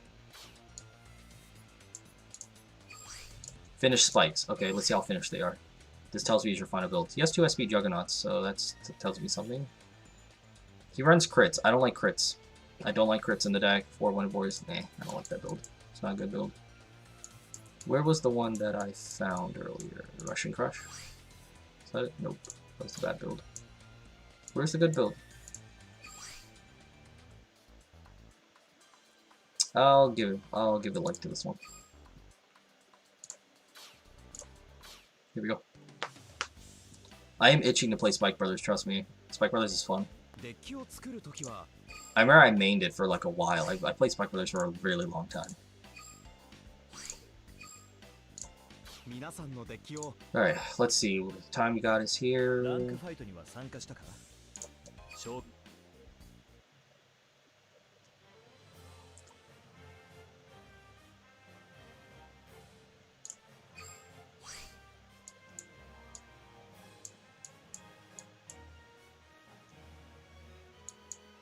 Do I want to play this right now?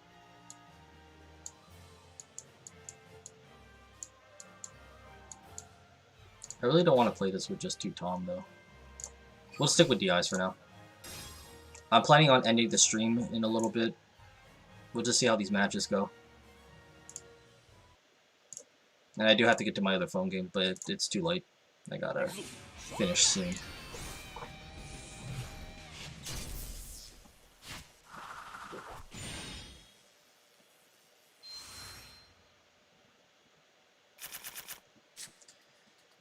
It's definitely not the Great 3 I want to ride. Good stuff, Kagero? Sure. I could show you after a bit. Let's go with this. Maybe I should have saved the Bloody Calf. That may have been better. Yeah, I should have mauled the Alluring Succubus and kept the Bloody Calf. Well, I got the win, so at least I didn't get punished for that. So like again, as I've been stressing, having this grade 3 searcher just makes my mulligan easier, because if I open with the perfect guard, I want to keep it. So I'm willing to take more chances. I still charge Armand, that kind of sucks. If anything, I may want NOK against the perfect riser matchup. I think that may be better in the long run, especially if I'm trying to damage race him, but if I'm falling behind, I can just try and YOLO the NOK. I mean, we were successful on, like, what, 2 YOLOs? Him not using the battle riser there almost tells me that he has the perfect riser. Unless he's waiting until turn 2. Because if he uses if he uses his battle riser on his second turn, then that tells me he doesn't have the perfect riser, so he's trying to like dig last minute. No. Let's see. Is there a way I can push extra damage? 18, 13. Yeah, I'm willing to do it because I'm going first. If you are going first against perfect riser, you definitely want to take the chance as you definitely want to take that opportunity to try and push. Fuck. Probably should have done that first, but it's alright. Got what I wanted.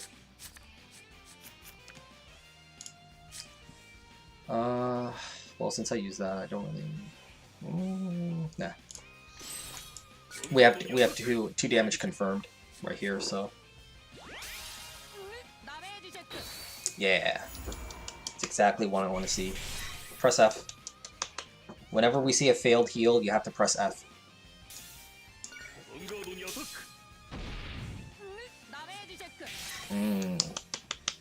Sentinel and the damage. That's like the really good damage check.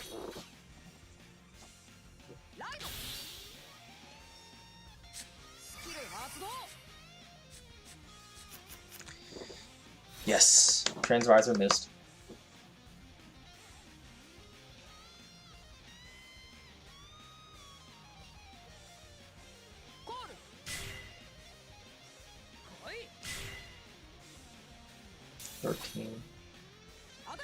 Man, he really wants to get rid of that angel and do 1 damage.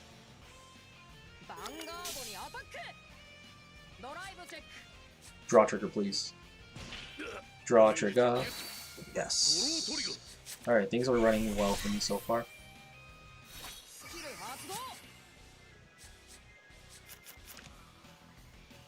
Could be fish hook or something. Alright, finally. God damn, I have 2 March Rabbits in my hand against a perfect riser deck. God damn, finally.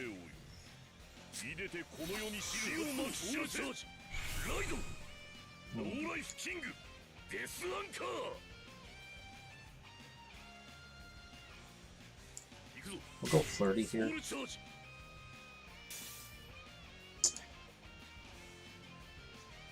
I kind of don't like the idea of playing the Gwyn. I have a second one, but I want to take advantage of this situation. I don't have 2 damage confirmation here, but I'm still... Okay, now I do. 2 damage confirmation. Just keep pushing. Like I said, with Perfect Riser, especially if you go first against Perfect Riser, you have to race them in damage. Unless your deck can inherently build crits the same way or have offense the same way, like maybe like Deep Leagues or something, you have to push damage. That doesn't mean like get 3 attacks per turn, but if you can have opportunities where you can just push 2 damage per turn, like do it. Because see, now he's at 4 damage. He's at 4 damage by the time he gets to grade 3, and that's the position you need to be in. Because chances are he's going to put me to 4, so you need to be at 4 damage when... He needs to be at 4 damage when you're at 4 damage. It's very important. But just him having that inherently, you know, makes up for all this, makes up for everything. At this point, it's up to him to have other cards to work with, like interceptors and everything to last. But if he doesn't, then, well, you're in a good spot.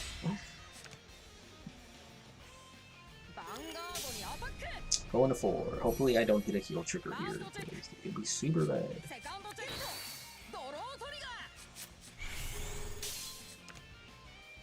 It's kind of annoying he has 2 11Ks. No matter what, they're all hitting. No. 2-4. Absolutely, I'm not gonna ride. Oh my god. It's okay, we're not playing the heal anyway. Our heals are dead. Push me to the edge. All my heals are dead. All my heals are dead.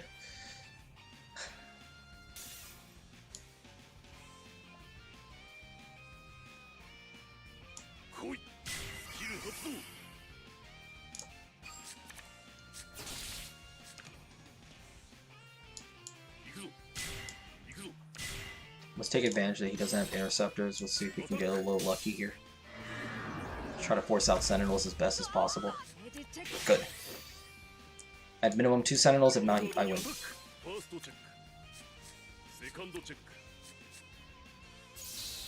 Nope.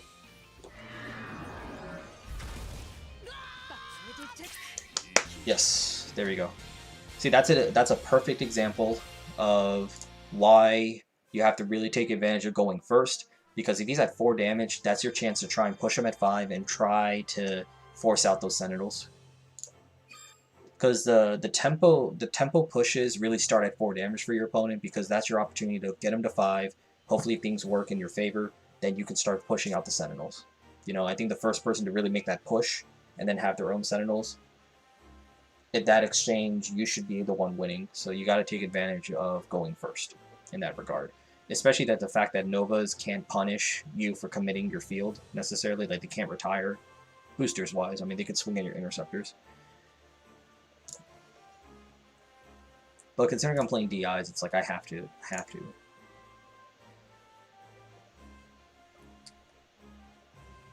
Since we're on a win streak, let's just go ahead and just keep going. I'll keep going until I lose. Or until I'm satisfied. Okay, I'm not satisfied yet. If I get a VP farmer, it probably doesn't count.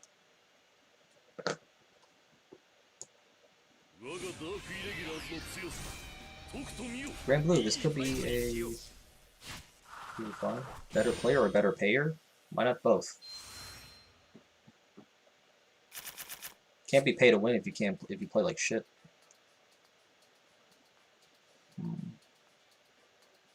Shuffle that. Well, I'm facing Granblue, like the Dorian's not as important. Oh, give me here. I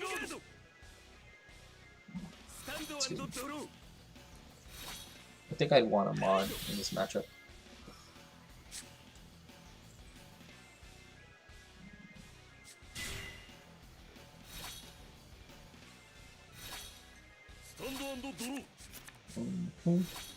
Thank you, Amon, for showing up. Showing up for class.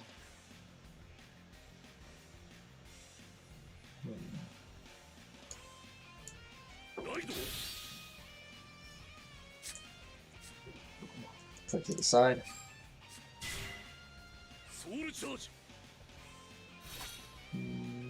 Should I go hard? I don't think so. Let's make sure we use the skill before I forget like an idiot. Because I don't have free too.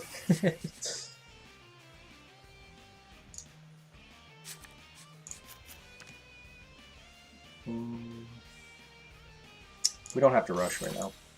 I don't see the point.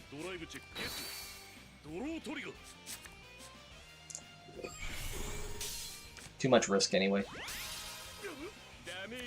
Yeah, right there. See?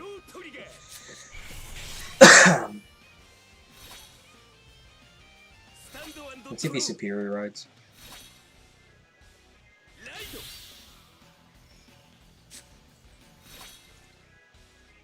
Can you imagine if Chappie can work on the Vanguard circle? That would be amazing.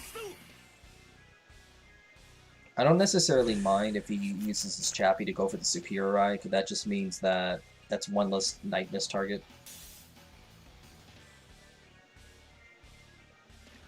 Personally, I'm not sure if it's really worth going for the superior, prioritizing the superior ride over setting up your night mist.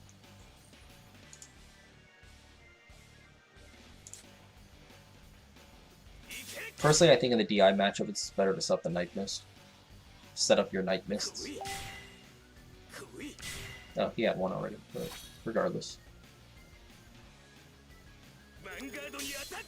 Because the big thing, of course, you know, the obvious thing to point out with Zero is that drive checks don't go to your hand. So being on a 3, like, early, I mean, unless you're taking advantage of certain skills, it's not like you're necessarily securing anything for yourself.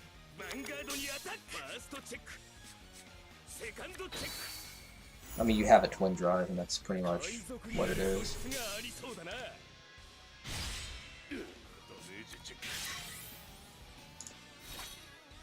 Okay, let's see. Let's play...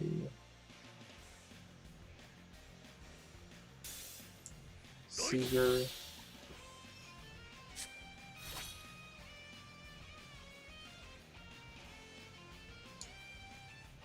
I also just want to play the Seegers. I'll wait for the Fallen Angel, maybe.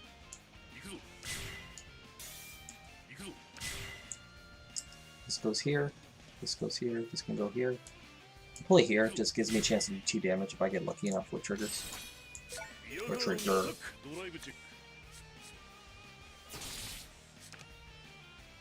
I don't care about that Spirit Seed, I don't think. We'll see where this goes though. Getting a trigger will make my decision easier. Yeah, let's keep going face. Face is the place. Fell a little bit behind in damage. Luckily with Granblue, it's easier to, you know, to track on how much offense they can really do.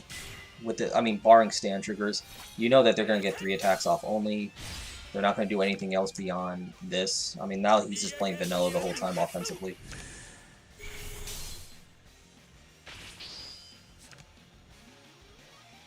And I'm not sure if he runs crits or anything else. It's not really revealing much. Oh wow, 2 Gustions on the bottom. So 2 Gustions on the bottom of a 22 card deck, so he's 20 cards to his Gustion. And he has 1 there, so there's only 1 possible Gustion in his deck. Good for us.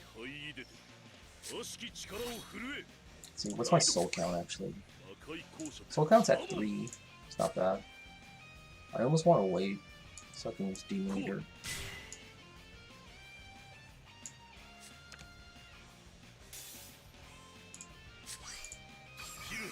Let's use him on skill.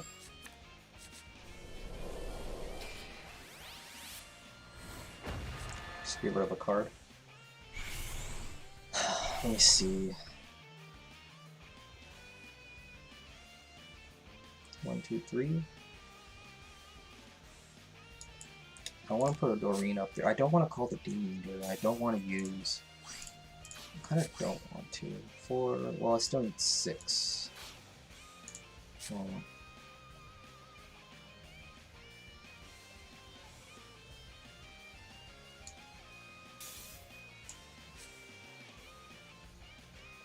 This is going to look weird, guys. But I really want Soul, because I really want to use Demon Eater. Oh wait, I burned a Counterblast though. Well, I can try and heal though. Like, I'm expecting myself to heal, because I have 4 heals in deck, so I still expect myself to heal. Because Demon Eater will be my endgame. I'll go ahead and move the Doreens up front. I'm okay if he attacks into them, because that just conserves damage for me.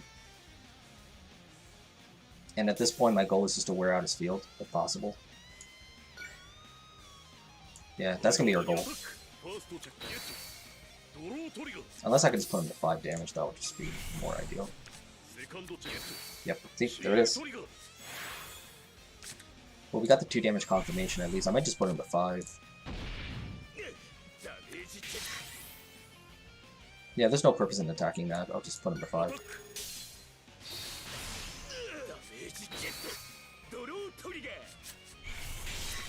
At least now what's going to happen, since I have that Death Anchor,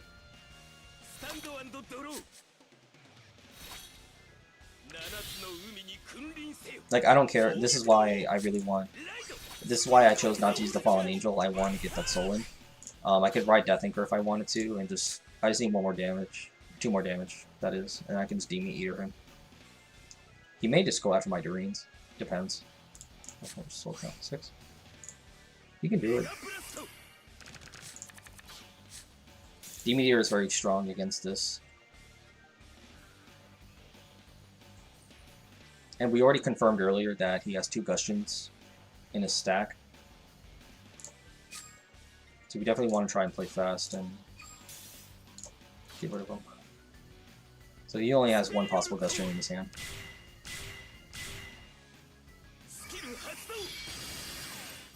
I wonder why he didn't call the other ghost ship. I would just call the other ghost ship and put it right here, and then it just... I don't understand this play.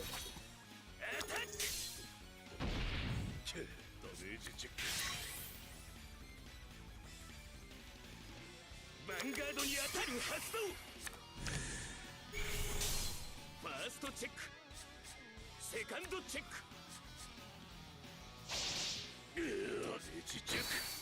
Thank you.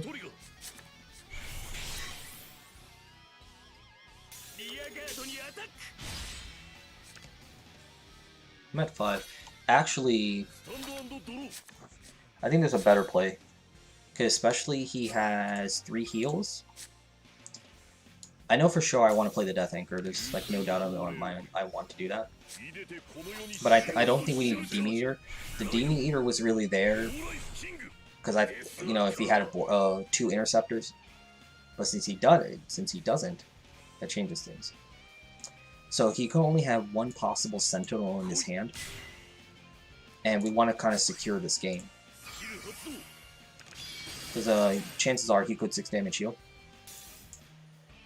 So we're just going to do this. It's good that she can attack that ghost ship by herself. And just going to burn my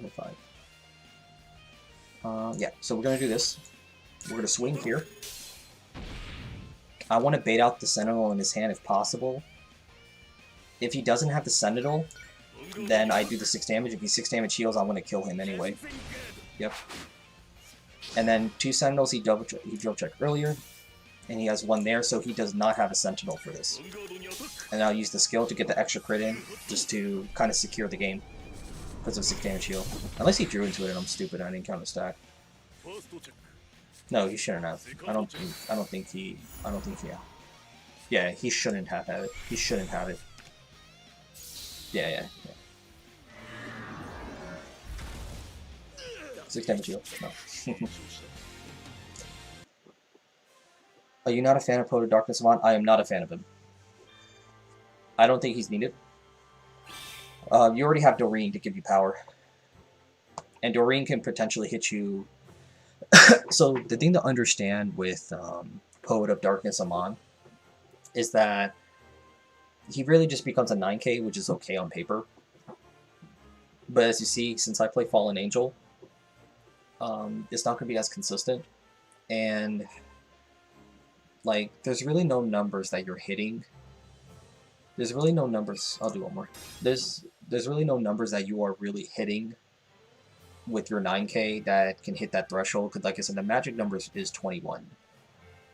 You have to hit 21. And unless you're playing the Demon of Aspiration Amon, the 12k, just to hit 21, I don't think it's worth it because you already have Doreen. Like, you could easily get Doreen with 2 soul charges. She can hit 21 with any 9k or greater. And it's redundant to play Doreen and Poet of Darkness Amon. Something that I thoroughly explained in a previous stream about Dark Irregulars. The reason why there's a lot of, at least in my experience, not trying to sound condescending, but like bad Dark Irregular players, is that I think a lot of players, especially particularly new players, they misconceive Dark Irregulars. Because soul charging in general in Dark Irregulars does absolutely nothing for you, right? You're doing it just to meet a condition, but then that condition is like get an extra power, but like doesn't really matter how much damage it doesn't matter how much power necessarily you're trying to hit for, because the damage is the damage. So, like, soul charging gives you that illusion that you're accomplishing something, but you're not really doing anything, right? And Poet of Darkness Amon, even an Aspiration Amon on paper are good, but they're not really contributing much to the deck than what you can already do. it's better to have utility cards, like make room for utility cards such as Gwyn the Ripper. You really want to approach this deck like a control deck. As you see, I play this deck like a control deck. But that's why I don't play the Poet of Darknesses. I don't think you need them.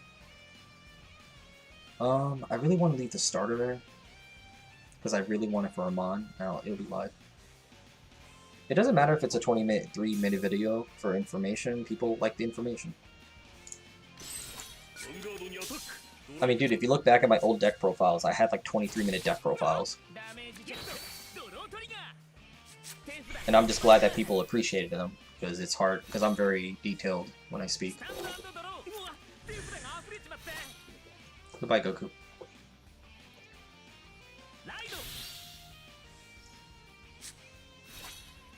Now, I am curious, how do you speak about mulliganing for 23 minutes?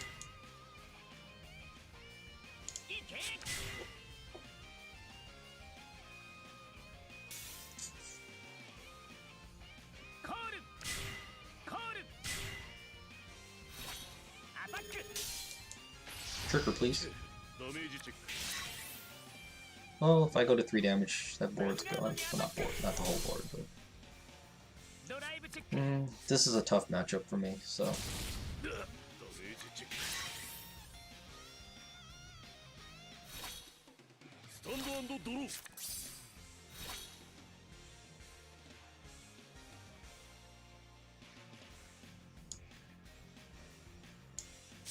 I almost just want to use MLK here.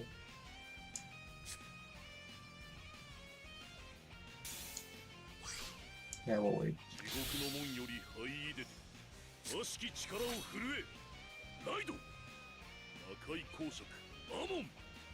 I don't want to call down a Doreen just yet. I don't think it's worth it.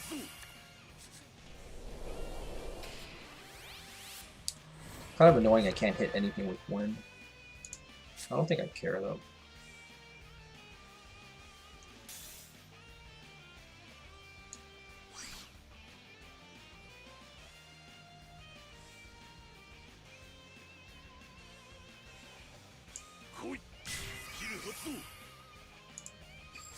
I mean, it's definitely an option to use them as a beater. I mean, that's nice too without having to soul charge, but a lot of times, like, people are having 10Ks and 12Ks, so, I mean, that's not always guaranteed that it's going to give you any value anyway. I'm actually going to do it like this.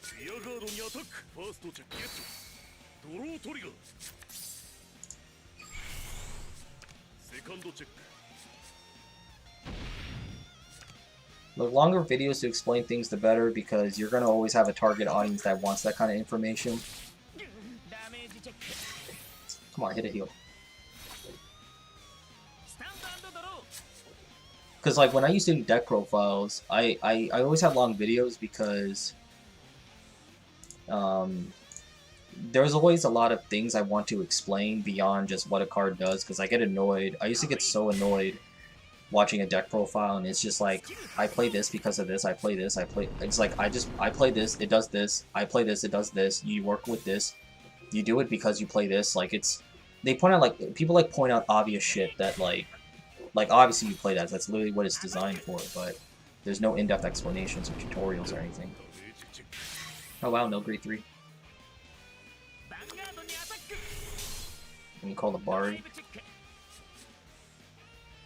Being grade stuck in this game isn't that bad, because at least there's no real advantage to a twin drive. At least as far as, like, you know, drawing cards. I mean, obviously you get more chances for triggers, but that's a chance-based thing.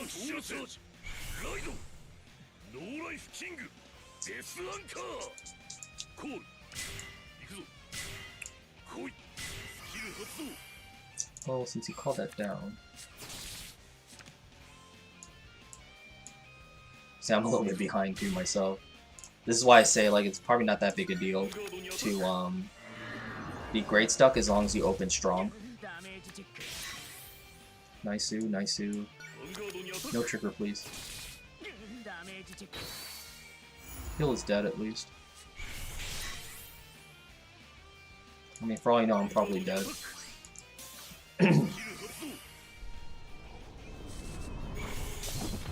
I need a trigger.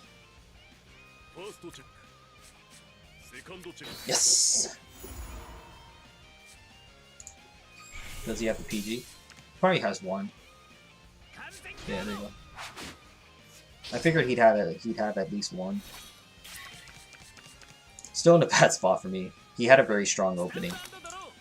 He opened very strong, and he confirmed all 3 damage, so that really set me back.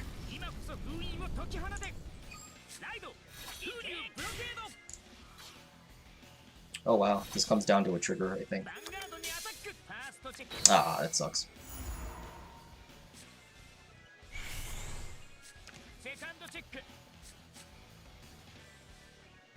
I think he top decked. I think he top decked that as well. 3 heals. Ah, that sucks.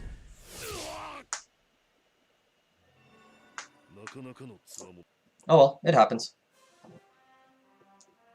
You definitely have to give a lot of credit to that player for doing all the right things. My opponent actually played very well. You know, for being on Great Stuck, and he took full advantage of just having a good opening strong hand. So definitely a lot of credit to that player. That was well played by him.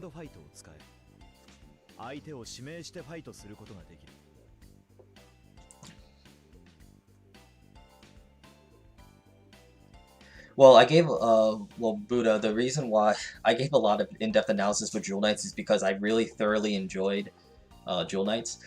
It's interesting because you can kind of tell which decks I have a lot more passion for when I, you know, based on how I provide analysis for. I really, like, Jewel Knights is fun. Like, I love it. Like, on paper, I didn't even think it was that good, but, like, it was fun. Fun decks. And Ashley reverses Bay. Yeah, I mean, we're playing Blockade's very accurate. Left of the Fate. I mean, yeah, that's all you can do. Just took a chance on the NOK.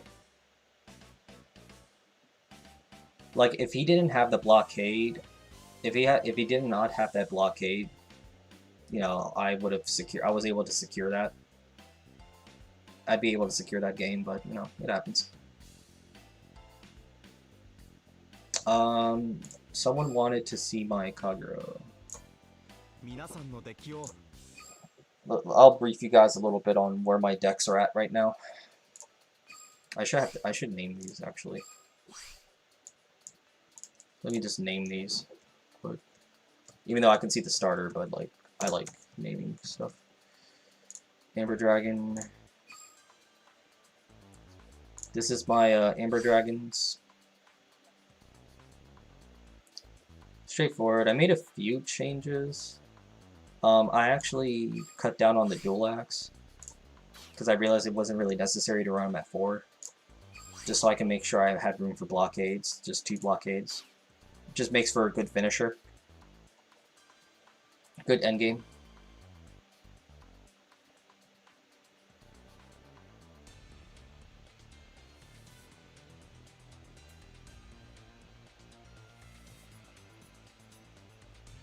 Thought you quitted Vanguard.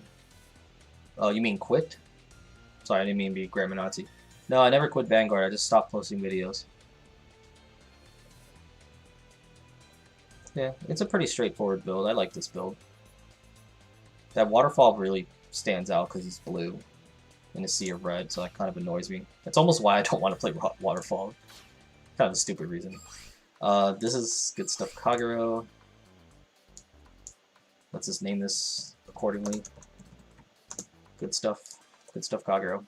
Good stuff, Kagero is just what it means. Good stuff. Honestly, Heat Nail is decent, but the fact is that he kind of reshuffles your deck, which can ruin your deck compression and thickens it a little bit. That's something I'm really iffy about, but he is a free retire that can, you know, proc the Madonna, Joka. 3 Tejas, it's good for counterplay early game against other Conros. And if you don't have a lot of boosters to try and hit face at your opponent, you can go after your opponent's boosters. Hopefully you're saying on Overlord when you do so, because Overlord is obviously your main card. Blockade is good too. I have a Goku in here because I do not have a 4th Blockade. And I am not interested in crafting one because I need them for the end. That's kind of a reason why I switched over to Amber Dragons. Even though I'm not necessarily a major fan of them, but primary reason why I switched over to Amber Dragons. This is because I just want to have another 11k grade 3 I can get into. Chain attacks, so it's kind of like a beatdown build. Ultimately, I would like these to be Blazing Flares. Like, I definitely play, ultimately, I would like to play Blazing Flare Dragons, like 4 Blazing Flare Dragons, and then play Flame Edge in here, but I don't have enough Blazing Flares to do that. Yeah, Heat Nails are free retire. Like, Heat Nails are free retire, it's good. It's a 1-for-1, so the thing to understand with 1-for-1s are good to help kind of secure your game state if you are ahead, but it doesn't help you at all when you're behind. If you're behind, you're behind. If anything, the 1-for-1 becomes a minus, like an indirect minus for you. It's a raw 1-for-1, but if you're behind, then it doesn't, I mean, retiring doesn't do shit. No Gojo for filtering? Gojo is a thought for filtering. I mean, honestly, he was, before Heat Nail came out, I mean, these were Gojos for a bit. But, like, Bar's too good. I mean, Bar is very important to make 21 with your dual axe. And make sure Tejas, you know, hits for that. He's good for early game, like chain attack. You know, hit 20. There's still some 10k Vanguards running around. So there's still viability with that. Or, like, if you go first, your turn 2, you can Bar with any of your 9Ks can make 17, which is really good for 2 damage confirmation. So Bar still plays a role, more for beats. Because, like, I can filter with Gojo, but it's like, what's the point? Like, what am I fishing for exactly? So, I don't know. I'm still not keen on the deck because it's not the way... This is not the way I wanted. Take care, Sam. I'm gonna call the stream very soon. I'm just showcasing my decks.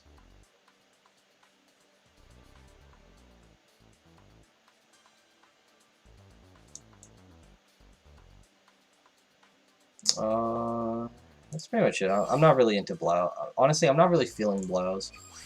It could be my build, but, like, I don't know. I'm not really feeling it.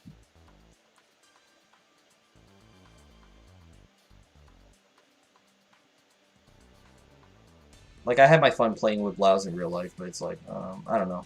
It's a little weird for me. Personally, I play, like, the Gold Root style deck. But, that's where I am with my decks. I mean, Spike Brothers, I'm really itching to play. Pale Moon, I don't have enough to build it in, because I don't think Pale Moon's really good right now. Like, I like Trapezes, I like Midnight Bunny, I like a lot of their units, but, like, they're... But, like, the Pale Moon Grade 3s, I don't like any of their Grade 3s. All their Grade 3s suck. Their Grade 3s don't do anything. Mistress Hurricane is too heavy of a cost, and she will never be 11k, because I never have enough soul for that anyway. And she doesn't do anything. Alice is good, but she's a rearguard card. Harry's okay. Harry's okay, but he's just there for resources. Golden Beast Tamer sucks ass. Like, I don't like any of their Grade 3s. Tsukiyomi. I'm honestly still fiddling with this deck. I'm not 100% on this deck. Like, honestly, actually, let me rebuild it a little bit. Based on what I researched on.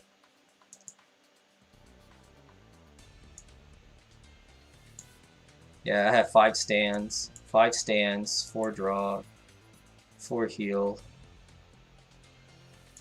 Yeah, there's a reason why no one's playing Pale Moon on ladder.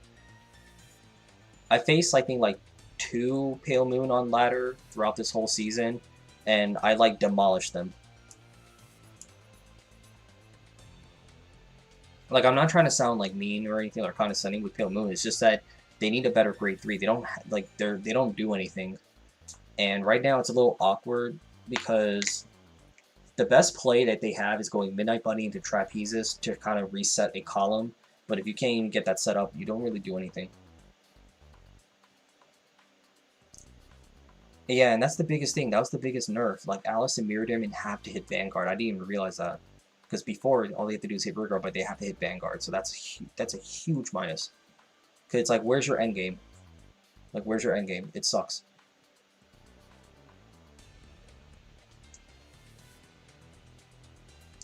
So, I'll get to your question, Danny. So, the reason why Tsukiyomi's not run with draw is because you do need some offensive power in the deck. All it takes, because with OTT, all it takes is just your opponent having 2 grade 2s, and then you can only do 1 damage. At least having the stand trigger gives you some plays to do later.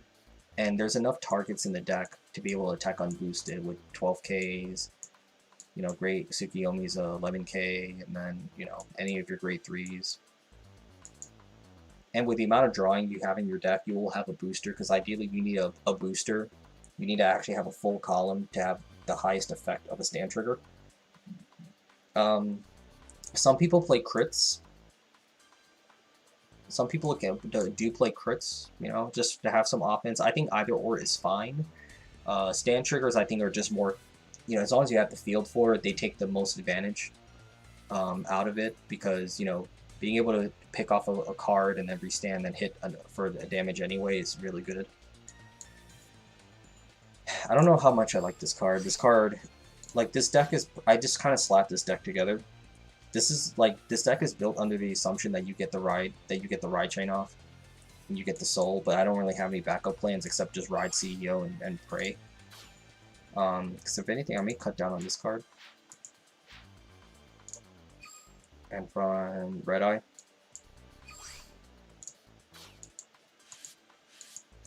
Because Red Eye is a good backup to try and get soul if you do miss your ride chain, at least the first 1 and 2 rides.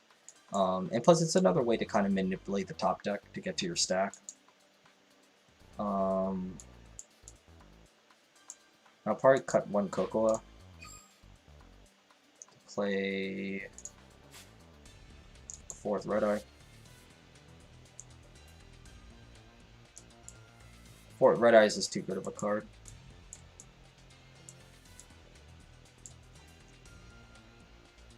And I would totally play 3 Toms if I actually have. I'll cut 1 of these down, Tagai Hime, to play 3rd Tom. So that's pretty much my lineup. Any good recommendation if you don't have Amaterasu? Well, let's take a look. I can't think of anything. I've seen people play Sakuya. I've seen people play Apollon.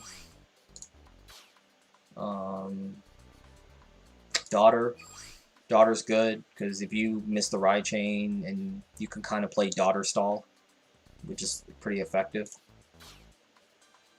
I don't know how effective it will be as far as winning is concerned, but I've seen people play Sakuya, Apollon. Sakuya is pretty good.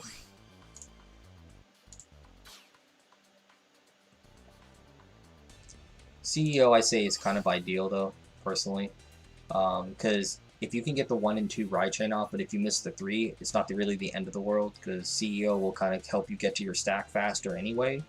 And I think virtually the only people who counterblast is your grade 3 Tsukiyomi, so then your Mega Blast is actually live immediately, which is really good. So CEO, I mean, I know some people don't like CEO, but like, I just think as a backup grade 3, she's really good. Take care, Fate. I should be getting off soon. I'm just showcasing decks. I like talking about decks, as you can tell. Yeah, I don't know. I'm just iffy with the deck. Like, I don't know. I never really was a fan of this deck before, and I remember when it was popular in Japan, people only ran 4 grade 3s anyway. So I don't know. It's just weird to me. Plus, I feel like it's just a lot of work to play this deck. And then this is a little bit of a bias, but like, sometimes I give really shitty stacks. So I don't like it, but yeah, that's everything so far with me. So far, I enjoy DIs the most.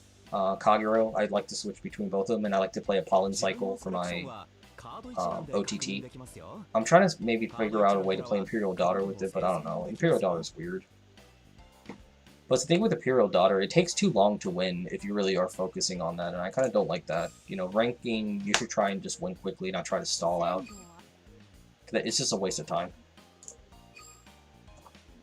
and I don't think it's even that effective to begin with, as far as like being a top deck or anything like that. And Perfect Riser can still beat that ass, so doesn't matter. Like you base everything based on Perfect Riser.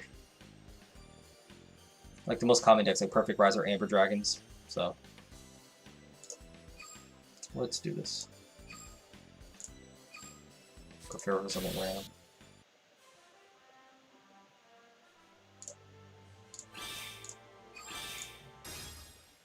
I don't know why they have a back and OK button. They both do the same shit. Alright guys, so I am going to end the stream here. It is 2 a.m.-ish now. Thank you guys so much for stopping by. I think this was actually the biggest stream I've done so far. Really fun stream, got some fun games. Have a little bit more energy this time. Last stream, I was just exhausted. I was just feeling really tired. I didn't have a lot of energy to talk about things, but yeah, it was a good showcasing of DIs. I'm just glad that I can just play DIs the way I used to again. Let's see, what's today? Ish. Technically, it's Friday. I'll try to stream tomorrow if I don't get called into work. I'll try to stream in, and definitely I am gonna open my Spike Brother packs, but I'm waiting to build up a little bit more.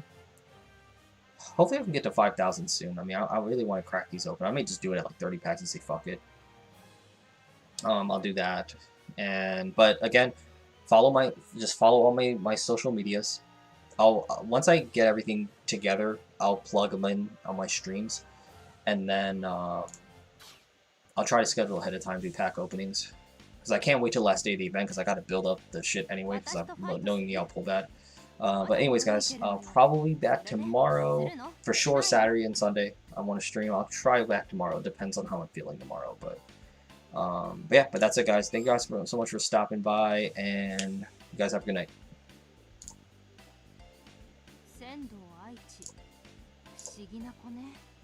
ついこの間まで初心者だと思っていたのに